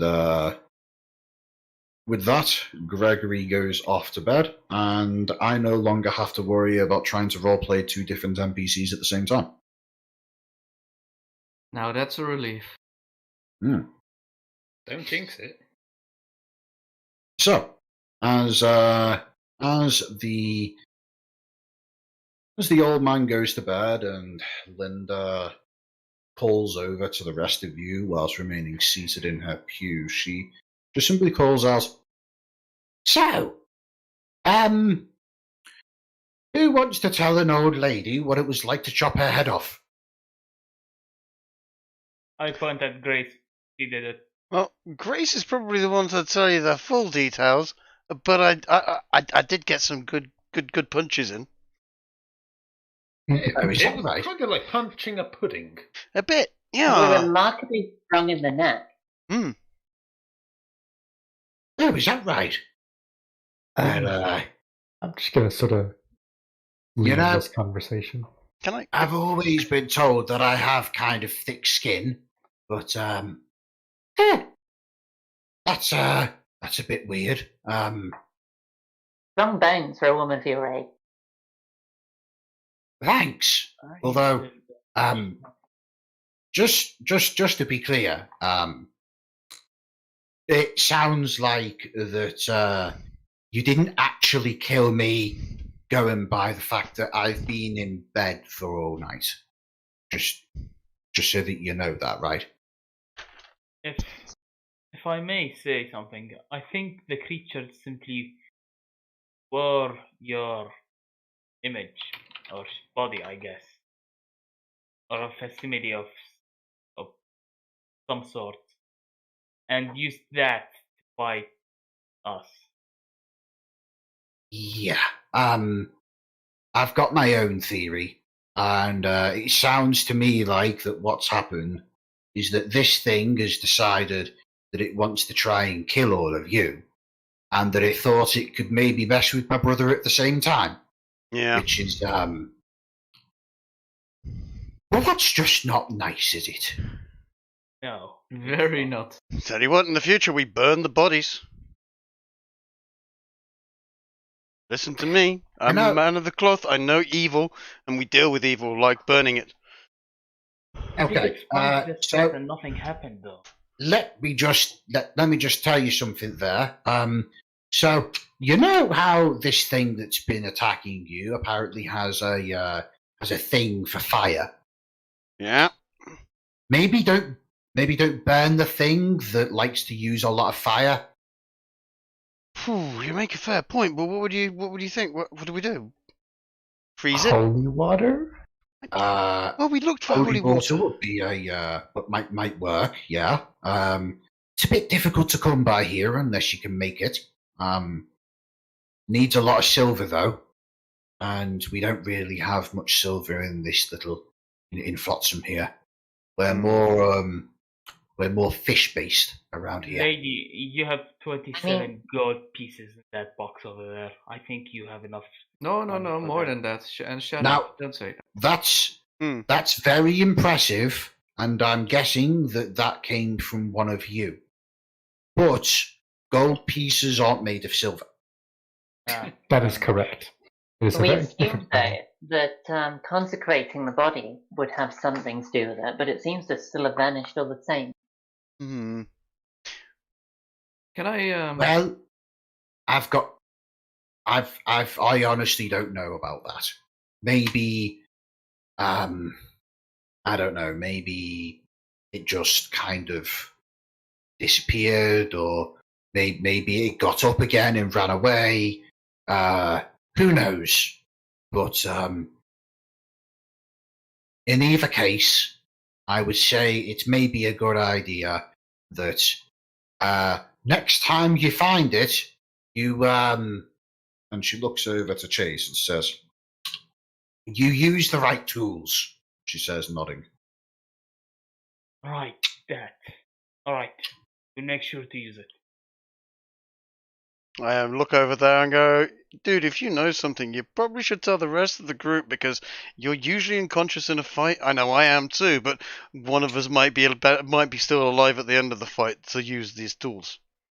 I was planning on telling Grigori first. I bet you share with the whole group. Since I have a favor for him to ask, but that's the case, then I have this, and I pull out the artifact. It has guidelines on how to do it, but I can't read. I hate you so much. Snicker. Oh, hand it over here. Let me have a look at it. Well, I mean, Perhaps if a it's something wizard's to eye read- can decipher this. I'll just take a look at it. Or maybe I can tell you what it is and what it does. Maybe that's a Yeah. good idea. Yeah, That's sure. not a bad idea. Well, that actually. would certainly speed things along. Okay, so Gregory told me that he's given you the Arcanis Fire, which is it's well, let's just put it this way. It was gifted to this church around about when I was a kid, and is kind of like you know how in order for something to be holy, there needs to be a holy thing about it. Yeah. Right. Well, yeah. instead of making the entire house holy, this place was consecrated by making it the place where a holy artifact lives, and this holy artifact is the Arcanis Fire. And well, could you pass it over here for me? Sorry, Sure, what was your I name? just passed it. It's Seedy. It's a pleasure. You see as she unwraps this cloth bundle to reveal what appears to be a slightly larger than a tennis ball sized. Well, it appears to be a transparent glass orb with some kind of engraving and scoring around the outside of it, which in turn is containing, as she moves it around, what appears to be some kind of almost translucent silvery liquid with a variety of gold flecks that are just simply suspended within this translucent silvery fluid. And as she handles it and just kind of caresses it in her hand, she says, "So this is okay, how to describe this? Imagine that you'd pissed off a god, and it was one of the most powerful gods that there are, and then it just kind of decided you don't get to exist anymore. Bye." And it just kind of, it points at you, and then you're a pile of ash on the ground. Okay. Well, yes. Familiar. Basically, what this is it's kind of like that, except you can, it's been kind of put in a bottle, and then you can just kind of throw it at something. And it just, well, don't do this now, because that will be a terrible idea. But you can see it has this line on the outside.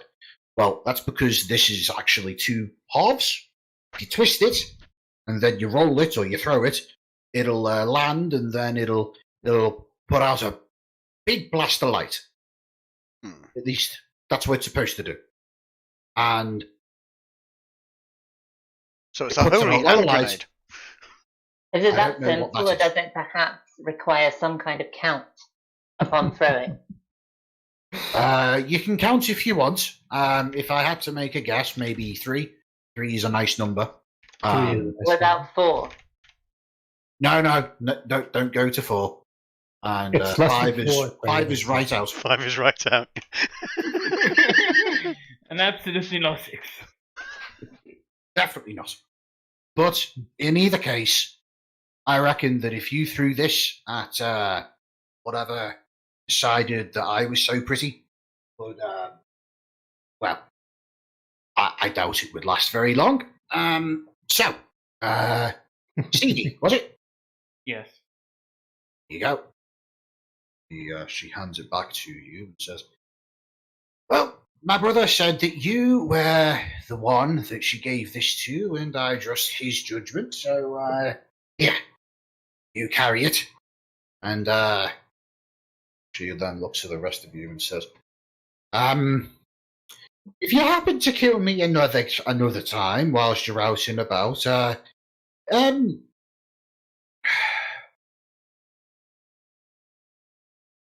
finish the We will job. be sure.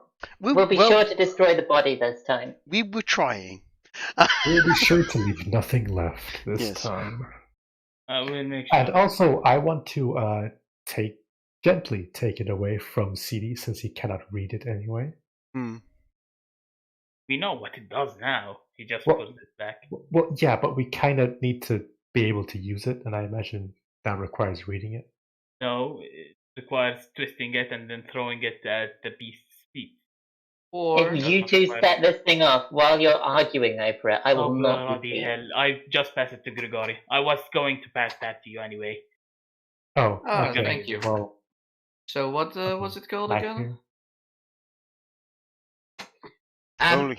It's called the Arcanis Fire, and well, it's Okay. But I just you- put it in my inventory. yeah. Just a quick bit of info about this thing. I've no idea who made it. I have no idea why it was made. All I know is that there's a lot of goodness in that thing, and that it'll all be gone once you use it once. So don't miss. And We shall so I make give an it to effort him. to not. Don't worry. If you miss, I think you might have to be the worst aim in the world. So, I'm going to get back to bed now. If one of you fine folks would like to walk me back to my house, it's apparently there's something that's decided that I'm very, I'm something that's gotten its attention. I'd appreciate that. And maybe whoever does bring the Arcanis Fire with them, so that if it happens to be needed, it can be used. Would it be an I- idea for we some can- of them we- to we can all stick around here? We can all walk her back. Or not, whatever. But, if you meet it, might need more than one of you.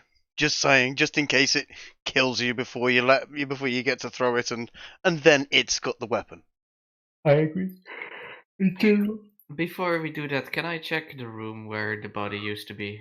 Just quickly do an investigation of what's there left? Do we see any footsteps or anything, or is it just a dank Just- rag? just- and nothing Sure. left? Go ahead and roll for me an investigation check, and let's hope you roll high. Just had a Oh, would question. you look at that for 22? Can I? You going to say something, Trick? Oh yes, I was going to say, whilst this is all going off, I'm assuming that everyone's looking at the old woman and this, that, and the other, and no one's actually looking towards the collection jar. Presumably, yeah. Would it? Oh.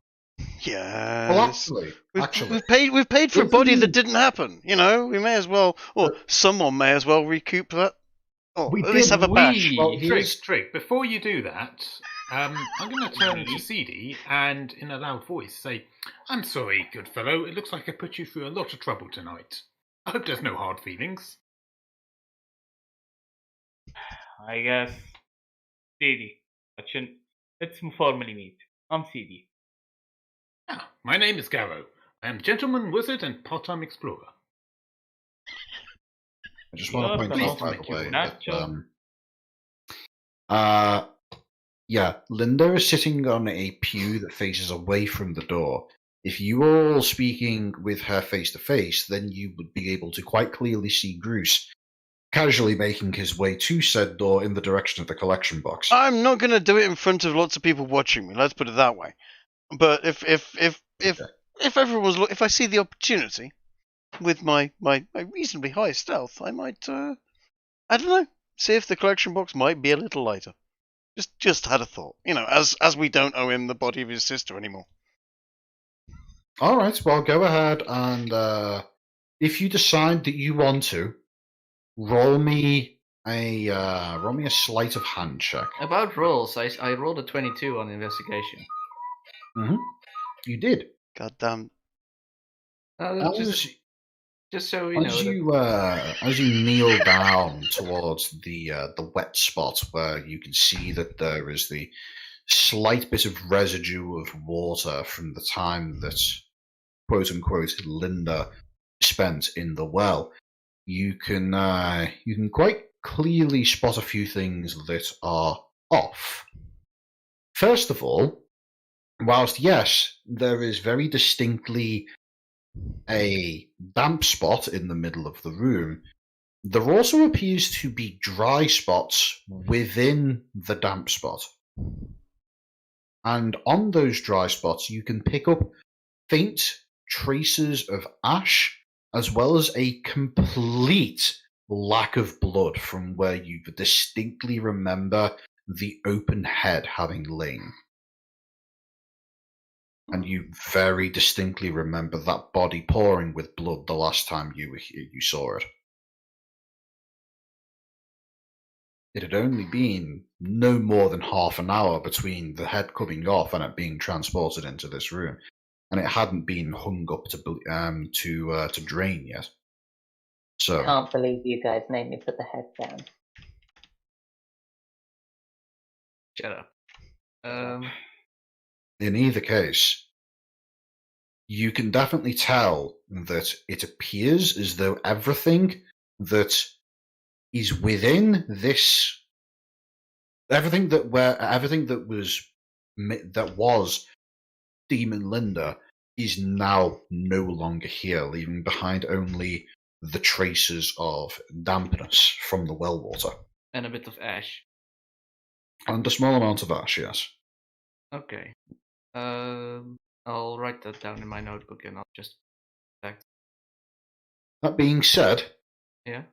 everybody except for Grigori roll a perception check to see if you can spot the sleight of hand check that Groose made. That is a very good sleight of hand check.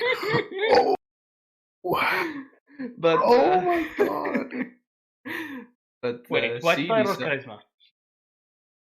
I would say, Grace, you have a suspicion, but you didn't actually see him reach in. You just saw him stand next to the. As I said, I would not do it if people were facing me. If they had their backs to me and were out, weren't looking at me, I would do it. If they're looking at me, I will not be doing this. I am not a foolish thief. Okay, well, in that case, given the positions of everybody here, the only person who both rolled high enough and would be standing within relative eye shot would be Seedy himself. So, I'm going to say that Seedy is the only one that sees you just dipping a hand into the collection box. Wouldn't he be distracted by talking to me, though? He would, but at the same time, he rolled a 22 on his perception check. That is true. I just sneak. I just go behind him and just tell him, "Give me my 10 pieces and take nothing else." Done. I just return to having 50 gold pieces. 50. Oh, you're Mr. Richman over here. So, That's- tell me, Groose, how Mhm. much money did you lift out of the collection box? I don't know. I just stuck my hand in there and grabbed for what I felt like gold coins. I'll happily split it 50-50 with Seedy, though. I know he put money in there. Okay, in that case, I'm going to say roll me 5d4 to determine the number of gold pieces you pick up. I hope it's 5.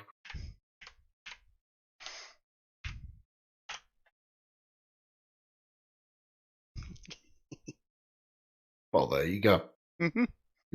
You managed to pick up 14 gold pieces from the collections box.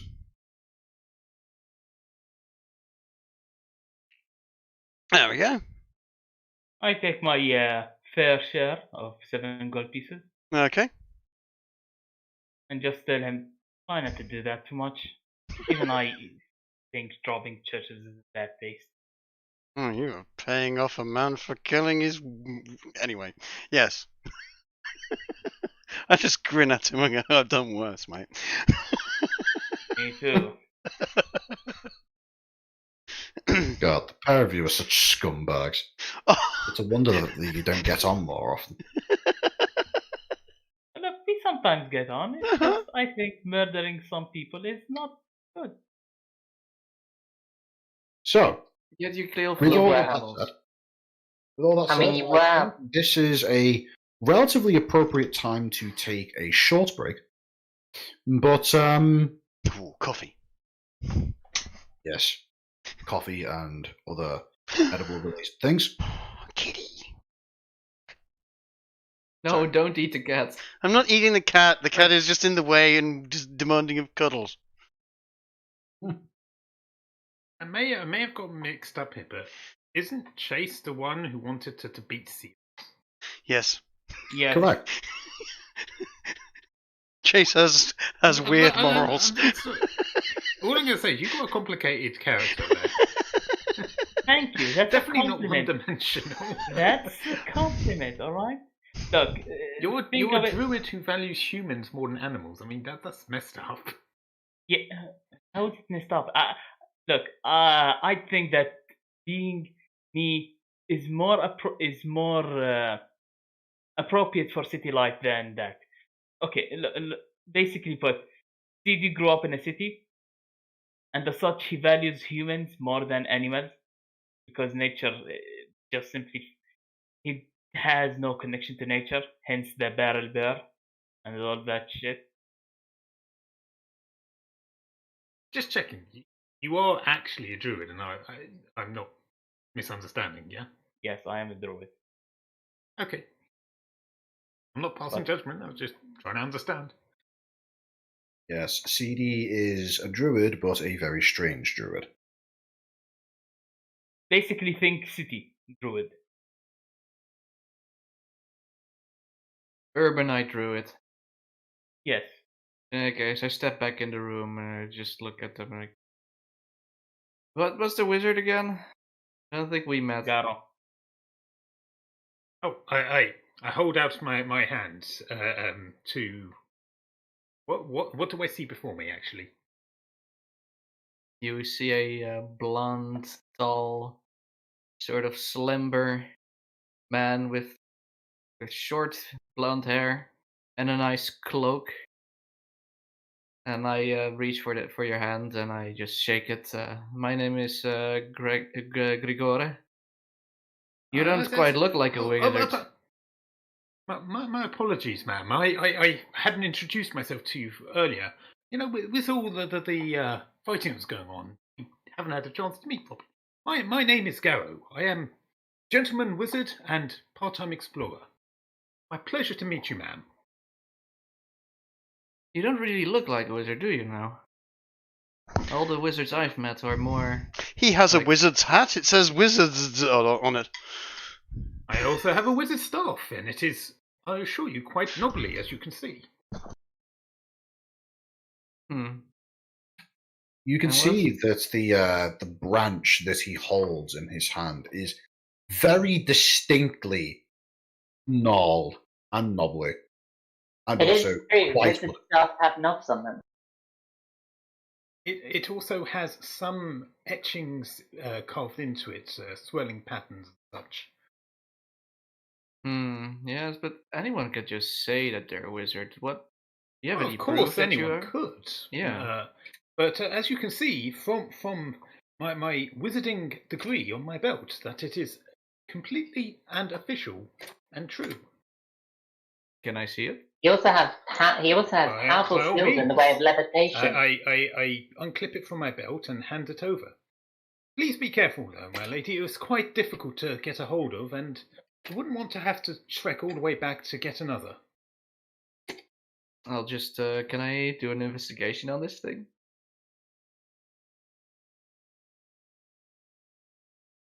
Sure. If you want to run an investigation check on Garrow's stuff, go ahead. Oh, on the wizard, wizardly scroll. Sure. Go ahead. So, tell me, what exactly are you looking to investigate on this? On this I'm item just here? trying to find out if it's something that he made up himself or just Yeah, sword trying to find things of authenticity or something on it. Well, by the merits of the fact that Garrow, at the very least, doesn't seem like somebody who has the dexterous nature necessary to be able to create the necessary calligraphy and creating something that looks this authentic, you're going to guess that he's either paid someone to make this for him, or it's genuine. I have seen his talent. He's quite skilled. I hand him back the scroll and just says, "What wizardry school have you attended?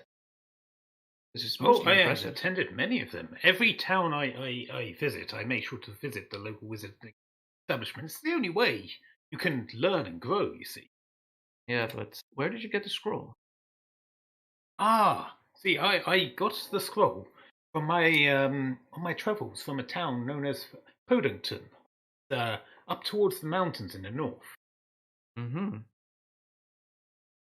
You may have heard of it. It has a wizard academy of some note. I have not. I have not been there yet in my travels. But I've dabbled in some. There is none quite like it. I've dabbled in some light magic myself, but I'm no master of it in any means. Well, we all do what we can. I'm sure if you apply yourself, in fact, you can become as great a wizard as me in time. Perhaps one day you'll even have your own hat. Well, it does feel quite cold without one, I have to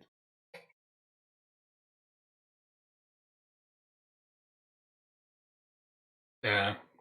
In any case, thank you for helping us out in that fight. I kind of nod in response, not quite sure how to respond to that statement. Oh, compliments. What? I've never had one of these before. What do I do with it? More of a... is this a request for a hat, or...? No, I'm just saying that you're quite right. It's quite a bit cold without a hat. I am back. What have I missed? Nothing. We were talking about matters of great arcane and philosophy, I suppose you could say. You were discussing whether or not to use me as a missile again, weren't you? We've been over this, right? I can only cast magic missile a certain number of times a day. That's not magic missile, and you know it. God fucking damn it. Okay. Did you meet the two yet? In any case, Garrow, pleasure of having you with us in our group. Oh, I am most humbled to meet you, my lady. I'm not a lady. By the way, Garrow has never come across an elf before and actually thinks you're a woman.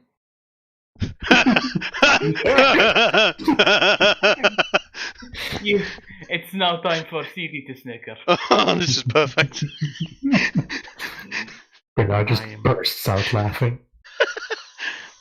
I'm not a lady. I mean, you're shorter than the other woman in the party. I am have not. Similar hair and quite slight of build, as you rubbed yourself. You just see Seedy holding back a laughter. I mean, he hasn't actually announced beyond just using milady and ma'am at you, but... I did not hear the milady part, but I'm not short. Oh, I said it about 5 times in our conversation. It's done. Theo's a woman. Confirmed. I'm building. For the sake of inclusion, man. We need to be diverse. I'm just gonna sit outside for a bit. Theo just walks away. To be fair, we have never seen him naked, so... Anyway, okay, that went from 0 to 10 very quickly. Have you met the Tui? Are you talking to me? Sorry. Yes. Have you met the Tui? And you just I turn around and find Seedy standing directly behind me and jump a little bit in surprise. Says, excuse me? What was that? Have you met Tatooine? You just hear squeaks from behind Seedy. Was that the name of the priest? No. As Seedy extends his hand, you see it turn upward, and all of a sudden, out of nowhere, out of the folds of his clothing, you see the biggest rat you've ever seen just come out and into the palm of his hand. Okay, can you describe how big a rat we're talking about? It's a giant rat from D&D. It's giant rat. Literally Google giant rat D&D 5e. Or like larger than your head? Think about an adult house cat. Okay, and how quickly does it emerge? Just out of curiosity. Oh no. Very quickly. I was like, no, I'd be quite interested. Oh, what the hell is that? And I slapped it, thinking you're under attack. No, I just shit. off. What the fuck? Fucking hell. Calm the fuck down. That's my rat. Okay. You've been attacked by demonic stuff and you put that in front of me. I'm gonna react. Okay, I'm going to say Garrow make an attack, and this is against Seedy's HP and AC. Oh, okay. Go. Not a swing Jesus with all my Christ. strength, I'm just gonna say, so can we make it non-lethal? Okay. And Chase, does an 18 hit? Of course it does. My fault. It does hit. And actually, I've never rolled his health before, so let me roll it now. No. This is hitting you, not Hitting me. Not to Oh two. yeah, it hits. I'm going to say that what's happened here is you have seen that he has gone to attack the rat, and you have moved the rat out of the way and got hit instead. Yeah, it does hit. Okay, I'll try and get the tape measure out. We're gonna have to see how far this one goes. so how much health do you have left? Can you guess? It's in the single digits. Is it -6? No, it's 1. Ah! What? Have you? Did no one I've heal not- you? No, no one hit me. When Grace hit damn, me I'm for sorry. 1 beforehand. So I just, and it's never gotten into my mind to heal myself. So you just Maybe knocked me out. Let the rat conscious. take the hit, dude. Oh my god. You would have killed him. You have It's been it's dead 7. almost every single episode of the In PvP, Fuck. I suck, alright? Calm down. Fuck. I do believe that so far every instance of combat within this campaign so far, including this singular punch, has resulted in Seedy going No. down. There was a combat where that never happened. The first time, against the hair. Oh no, yes, you're right. You're right. That is correct. You the hair didn't down you, but everything else has. Brilliant. I guess Can I just don't say have that any I'm good just words. still conscious and just heal myself a bit, please? I okay, would yeah. say that Garrow's punch knocks you out for approximately 2 or 3 seconds before you regain your senses, now suddenly no longer standing, and not actually being able to remember the time between standing and lying down. Can I deliver when a? he regains consciousness, he finds me standing over him, waving my hat over in front of his face, trying to revive him. Can I deliver a reverse slap and do a single point of lay on hands with the back of my hand? Okay, so as Gunnar applies a cure wounds to you in order to restore 8 hit points to you, Seedy. The rest of you see as apparently Grace unslaps Seedy. I'm not a punching bag. No. You have to understand. She unslapped you, meaning she removed the slap that Garrow applied to you. You have to do it that way. Yes. That's the best way. Genuine. Around this moment, by the way, you would Can I just also cast you would heat all on the- hear from the outside of the chapel the elf speaking in what can best be described as derogatory terminology.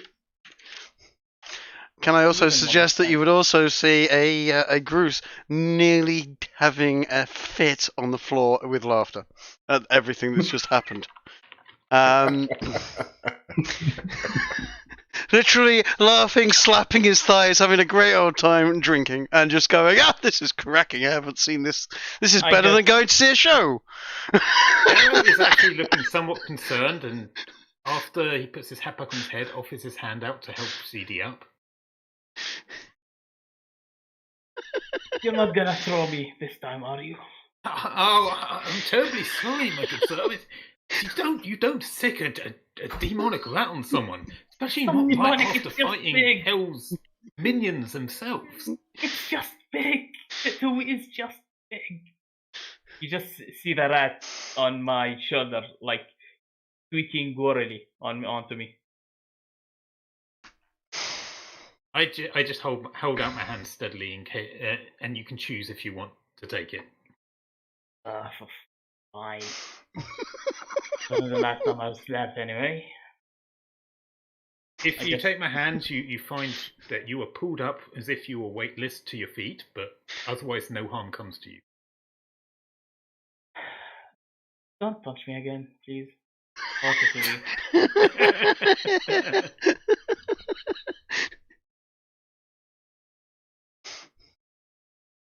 That's perfectly understandable. Anyway, you were telling me about your rat. So, besides it being like the size of a watermelon, what else can it do? No, he's actually a giant rat from the giant forest. Do you know where that is? I have seen many forests of various sizes. Yeah, I'm going to go ahead and say make a history check there, Gara. Sure thing. Damn. Oh my god. I know everything.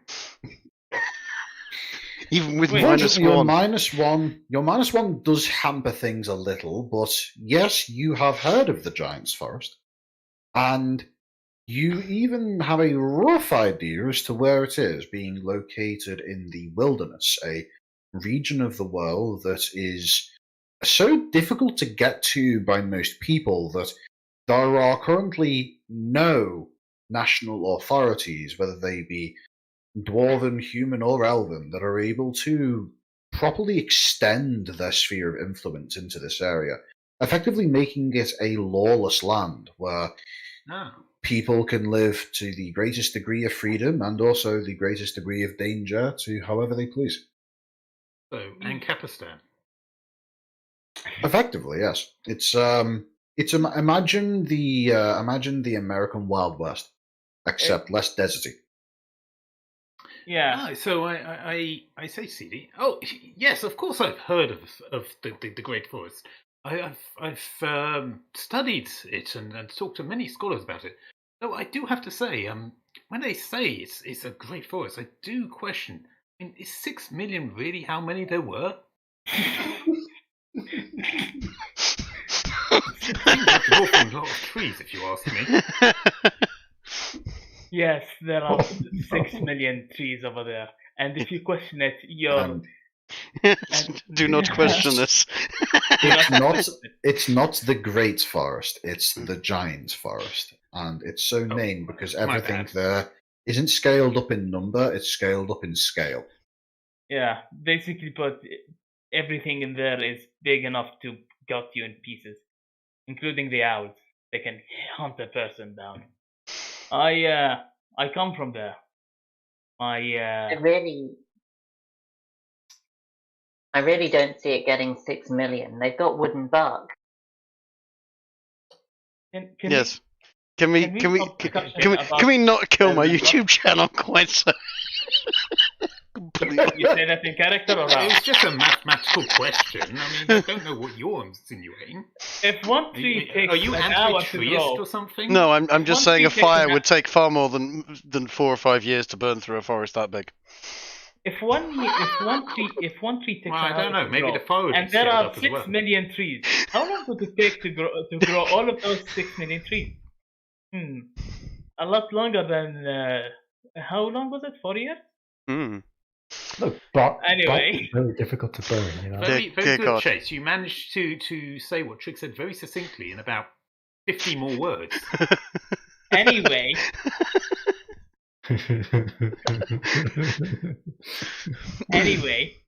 Bunch of edgy I fuckers. clicked once by accident. So, tell me more about your home in the was it giant? Sorry, giant or great? Sorry. Giant. Giant. Tell me all about does the forest big? Yeah. Stop it, please. I have Jewish music literally on play. So stop it if you want that. That doesn't sound healthy. Anyway, it's a long story. Anyway, yeah, basically it's from where I learned how to be a druid. My druidic tribe lives there. Ah. I think they do. Right. And does your druid tribe engage in the traditions? I hear there's a lot of interesting ones out that way. For example, one fellow once told me when I was frequenting a pub in one of the bigger cities that they liked to cut the tip off the top of the trees. Can we add that? Can we add that as it is? Can we add that? It helps the trees grow wider, I hear. I will say that there is a village located in a forest that is predominantly occupied by gnomes who have a practice of tree cropping, where they remove the tops of the trees in order to create larger numbers of bushes around the outside for the purposes of harvesting extra fruit. It makes the trees look I bigger. have heard You're about that, mistaking me actually. for. You're talking about the gnomes with the violins, and they love to fiddle when they're doing it. Yes,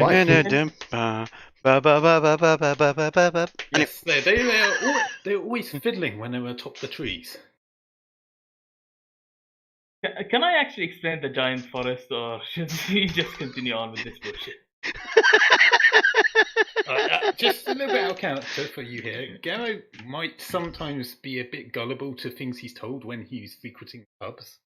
He honestly believes this is true. Whether it is or it's not is not my decision, obviously. Yeah, I think I gathered that much. It's still just so funny. I just want to speak about the giant fucking trees. Be done with it.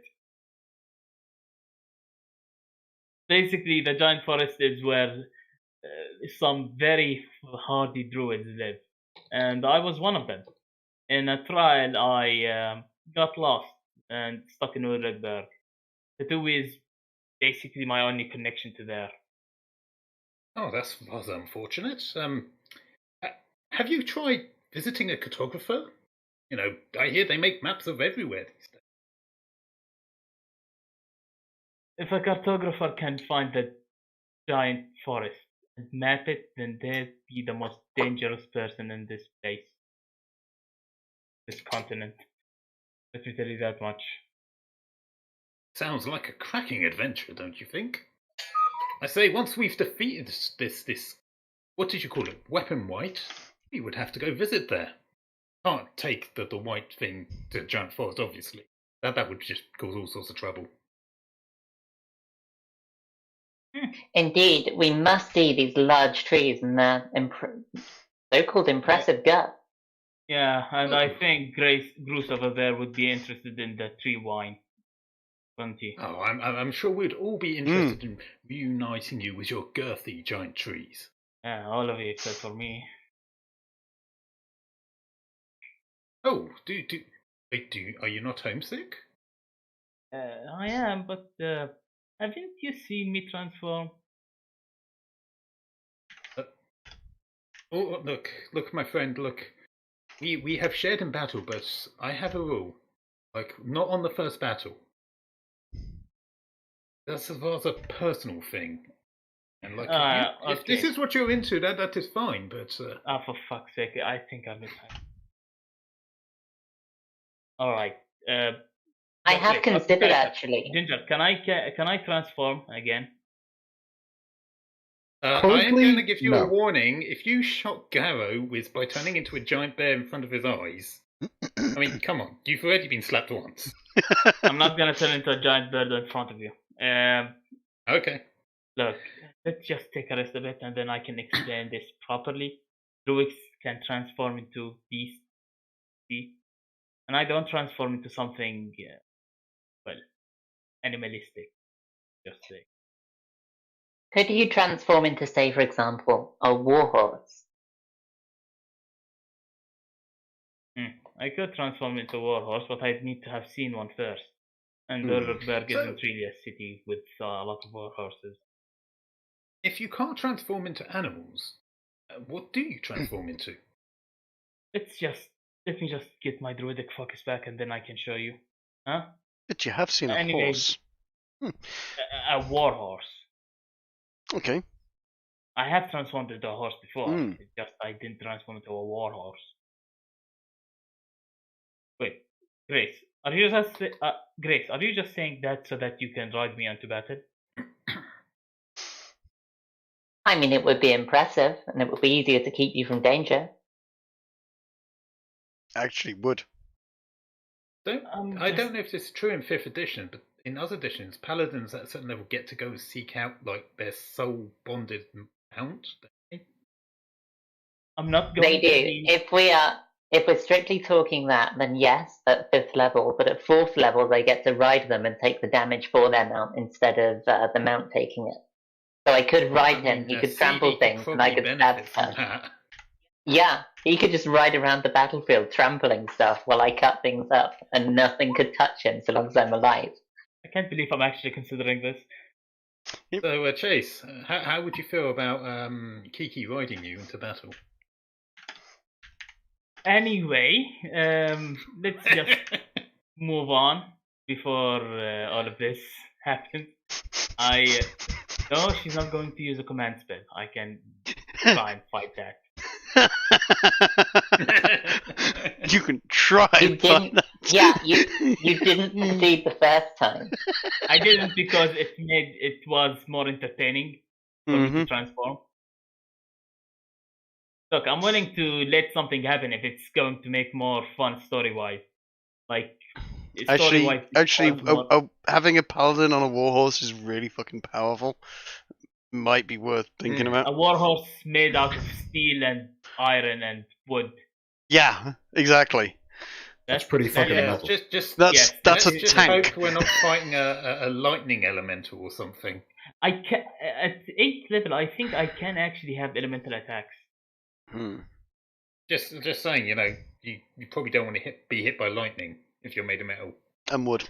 No, but nobody really wants to be hit by lightning anyway. Yeah. Besides, I can actually have elemental attacks. Like my hooves could literally spew fire. That could be kind of cool. Let me just get the druid. Anyway, what's the plan, guys? Like, are we going to just bed up for the night and wait till morning, or? I think we could do with getting as much of a rest in as possible. And I mean, someone did say they needed to recover their druidic focus. I could do we with definitely recovering need We definitely need rest, and whatever Seedy needs to do in his own private room, he can do in his own private room. I'm gonna do Seedy. You've literally seen me recover my druidic focus. It's nothing bad. I'm gonna do a little bit of meditation and a bit of rest and recover my key points. Given what's happened on this night, Garrow will keep a watch for the first watch. He won't necessarily require anyone else to do a watch, but just after half the night, he will probably just nod off. All right.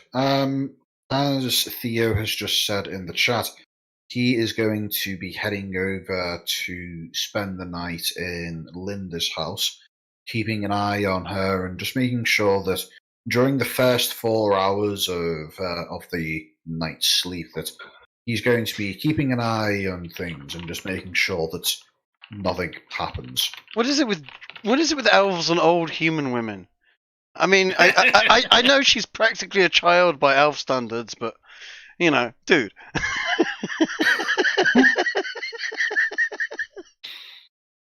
Look, this is not interspecies reviewer. Go ahead out of the door. I'm glad someone got the reference. I'm no disgrace to wizardry, Theo. I am the epitome of a wizard. Wizards envy what I am able to do. And it's spelt with 2 Z's. Of course. I was desperately trying not to get the reference. God fucking damn, Kiki, stop making sense.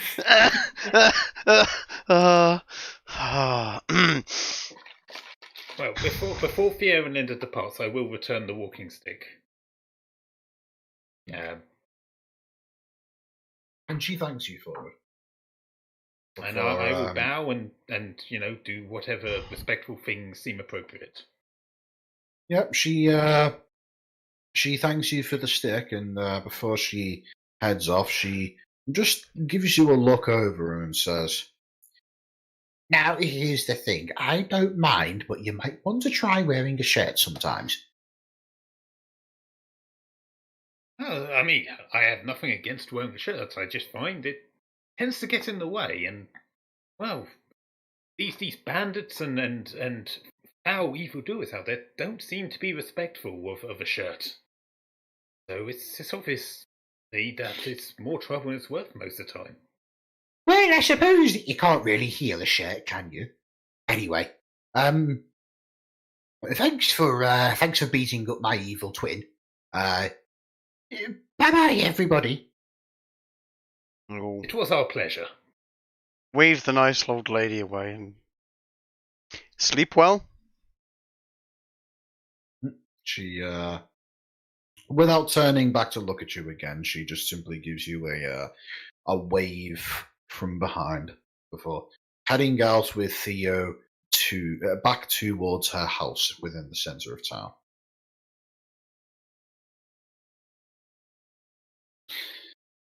So, with that said, we have approximately 20 to 25 minutes to get stuff done. What is it that everybody would like to do? I mean, do we have much else to do? I get the feeling that staying in this village for much longer is just going to be we need to sleep for the night. So we get a night's kip and then get the hell out of here before we end up wiping out half the village or worse. Yes, basically that. Yep. We skip the town as soon as possible. Yeah, I need to actually get some rest first, because we haven't had rest properly in a while now.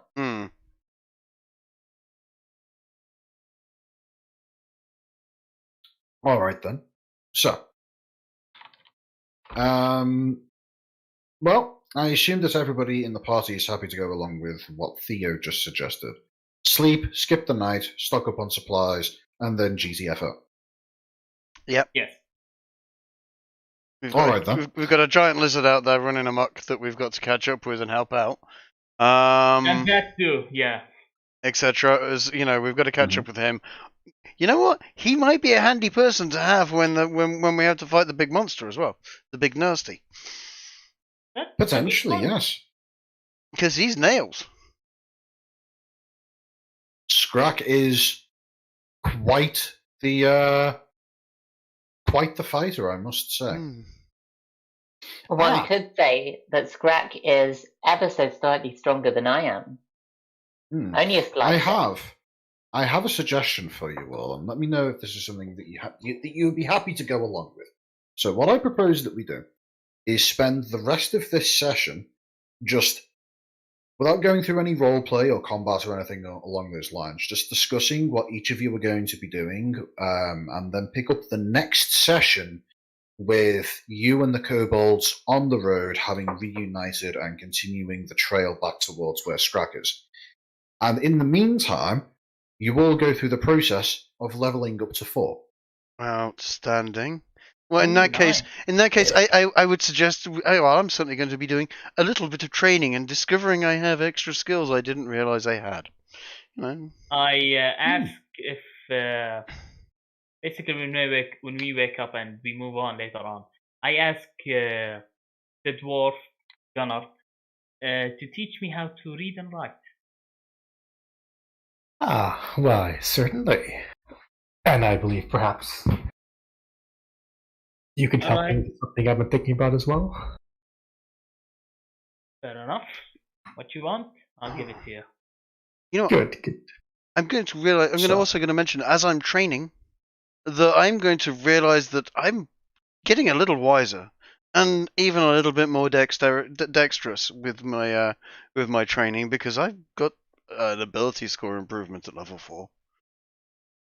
So I will be Everybody has an ability score improvement at level 4. In fact, speaking of, I use feats in my campaign, which means that should you so choose, you can either choose to have 2 points with which to spend as you please, leveling up your core stats, or you can eschew those 2 points in exchange for a feat. And there's a whole bunch of feats, and many of them are very useful. Ginge, I have a request. Go on. Can I issue both of those points in exchange for the mounted combatant feats? Well, that is a feat, so yes, you can. Ginge, now that you've accepted this, I have another question for you. Just as a quick point of clarification here, click on this link that I've just put into the Yesrallaw Odyssey channel in order to determine which of the feats that you'd be interested in. There's a bunch of them. Oof, this is a tricky one because I could go up to armor class 18 at this point with. Yes, you could literally jump up in your AC by 2 points, which is a bit absurd. Yeah. So Ginge, how common in your because I was looking at buying horses, right? How and it had a whole list of mounts that you could purchase. How common are elephants in this setting? Elephants don't exist as a native species on Yesrallaw. They are native to other continents. You could potentially buy one, but it would be dreadfully expensive and would have to have been imported from another continent for the express purpose of being bought. Okay, another question. Do they have a zoo with one of them in it? Possibly, but you would have to go to Varpak for that. Kiki, might I suggest you look into a Sleipnir from Norse mythology, 8-legged horse? Sleipnir? Did I pronounce it wrong? Yeah, a little bit, but this would be fine. Sleipnir is an interesting one, yes. I don't know if they exist in the world, but it could be fun.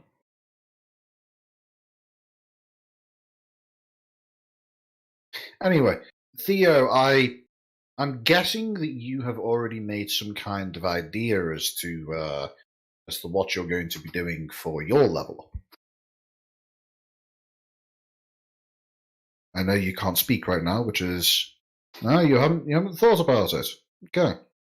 Well, might I recommend then that for now everybody go through the process of determining how much HP they will receive for their level up. You can do this either by rolling a dice, as Kiki has in the chat here, and then adding your Constitution modifier, or you can take the average of your hit dice and adding that onto your HP alongside the Constitution modifier. The average of your hit dice, by the way, is determined by the value of the dice halved plus 1. So in the event of a D10, the average is 5 plus 1, which equals 6. In the event of a D8, it's a 5. In the event of a D6, it is actually a 4, so on and so forth. I have 60 hit points.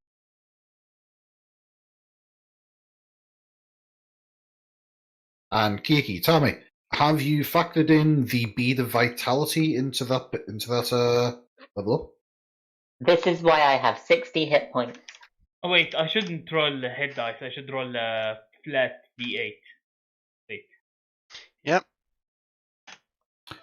Theo, for you, it is a D8 plus your Constitution modifier.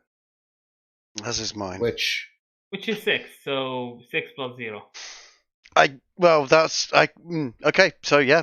Wouldn't have made any difference if I did it either way. I'm right with me. Can I Brilliant. delete roll? Nah, never mind. I'm joking.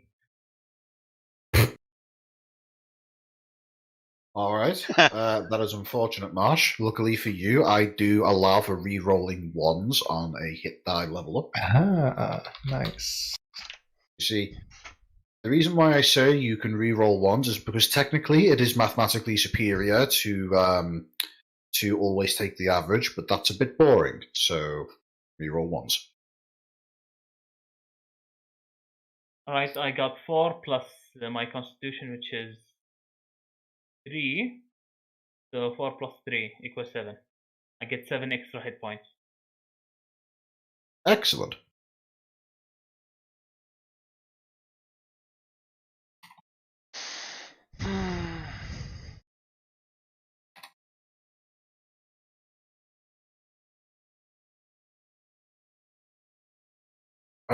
Give me a quick moment. I just need to look something up.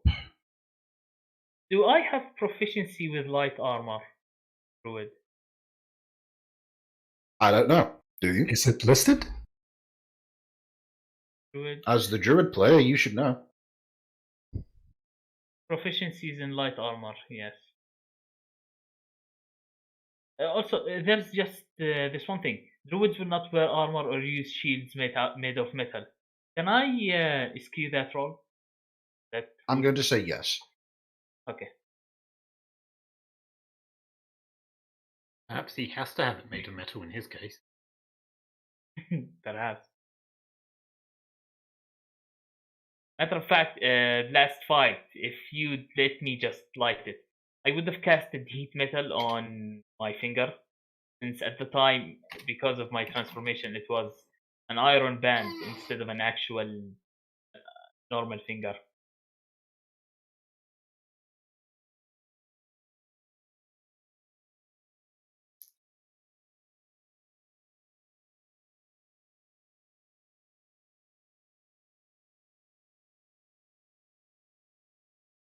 Hmm.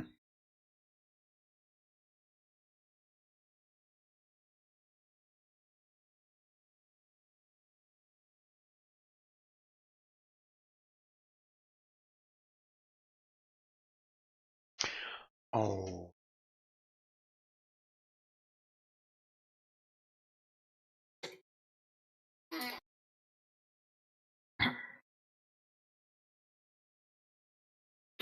So, in regards to things that you are not doing regarding a level up, is there any specific supplies that the party would like to try and get before they move on from Flotsam? Do bear in mind this is a village of around 150 people at best. Probably not going to be able to find the most extravagant of goods here. No, but Linda seems to be some sort of herbalist. I'd like to buy some healing potions, or wait, are those too expensive for us right now? Healing potions, as standard, are 50 gold pieces never mind. per pot. Never mind then, never mind. However, You can make given the fact that you have evidently made friends with a herbalist, it might be worth inquiring as to whether or not you can get one at a discount, maybe. What about non-magical healing kits? Healing kits can be used in a non-magical way, and they do exist. But generally speaking, they are only used for the purposes of giving yourself a guaranteed stabilization. If somebody is down and bleeding out, you can use a medicine check, and if you manage to roll a DC 10 or higher, you can stabilize that person with a medicine kit. Well, no offense, Chase, but I do feel that might still be useful in our party. Also, if you take the healer, feat, you can actually make use of the medicine kit or the healer's kit to actually restore hit points to someone. I believe it is. Well, let me just look it up. As an action, you can use one use of the healer's kit to restore 1d6.4 hit points to a creature.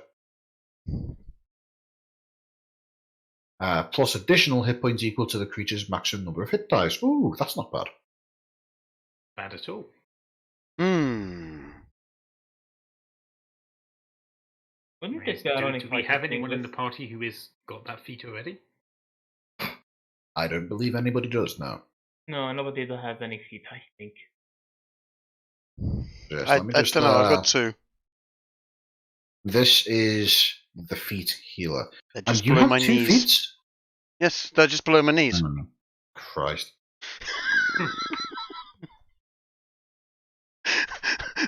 Sorry. I'm going to let you get away with that just because of the company you kept this weekend. But no other time. I'm looking at Fey Touched as a feat and going, damn, there's actually potential here. Are we let me have a look. going to have to get the doll out so you can show us where the Fey touched you, Trig? Yes.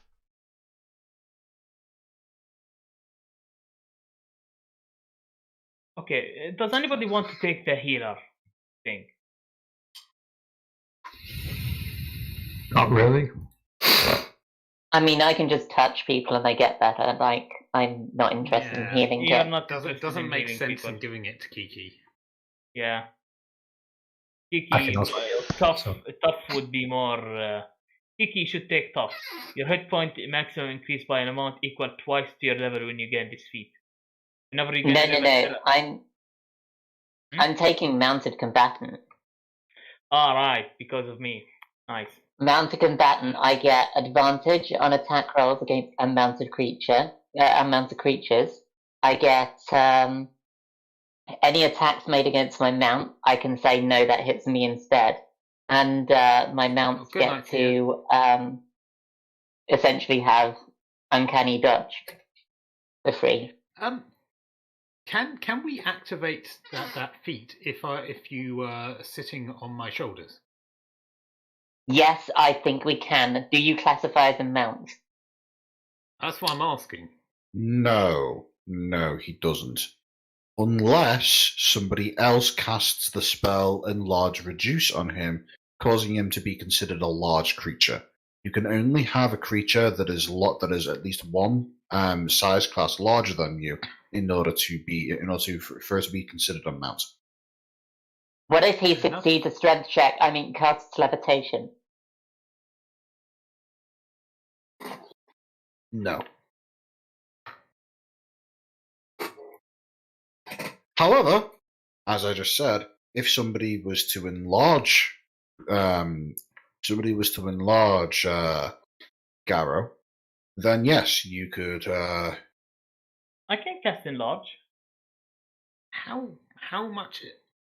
Like, what percentage increase would that be? It makes you go up a size. Already 6'6".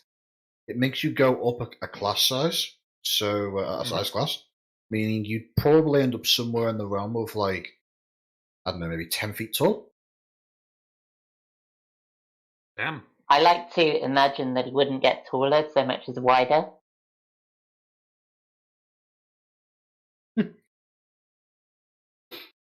So you're just imagining that he Okay. just He'd just become a very tall dwarf. Yeah. You're gonna make the white Putin me with it, aren't you? By the way, it's also worth noting that there are racial feats, these being feats that are only able to be obtained if you are the correct race. For example, for Theo, there is the feat Elven Accuracy. And for the various humans in the party, you can have Human Determination. I know, that sounds very KKK to me. Which makes. Have you seen the composition of our party? Have you seen how many blonde-haired, blue-eyed people are there? I have considered getting a pointy white helmet. Yeah. So I have. Could we use the Unearth Arcana? Actually, could we use Unearth Arcana or no? Unearthed Arcana is only able to be used on a case-by-case basis. If there's something that you particularly want, point it out to me, and I will have to manually review it before I allow you to use it. I'm a bit tired. Maybe we should do this tomorrow. Before we wrap up, I want to ask. So, what is the party's general plan or motion? Like, you asked, do we want to get stuff before we leave town? But I don't actually know where we're going.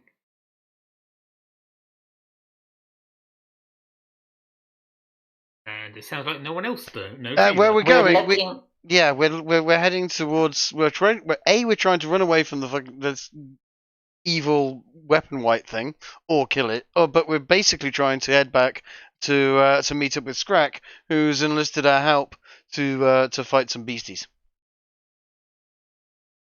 Basically, we're trying to stop. That's the general of what the party is going to do right about now. If you want case by case, what everyone wants, you have to ask them. I mean, at the moment, I've basically said, look, you guys are in trouble with some evil white thing. I'm just going to help you out and see where things go. So I'm basically going to follow your lead at the moment. Okay, Ginge, I am sorry for this, but I think I'm going to log out now and just talk to you tomorrow about the feat. Yeah. Well, as a matter of fact, I was about to say, I am needed over in Yizz's stream, so if you all wouldn't mind, I'd quite like to bring an end to the session now. Yeah. All right, perfect. Sure thing. Because I'm also getting a bit tired. So. Yeah. Okay, I'm going to hit the end stream, and so thanks anyone for watching, if you're watching. And do you want to say anything, Ginge, or anyone else? Sure, I'll lead us out. This is episode 9 of the Yesrallaw Odyssey. Hope everybody has had a good time listening. Apologies about the late start, and also apologies for the relatively short duration of this episode. But hopefully we can get on to some more exciting stuff next time. Good night, everybody. Good night. Good night.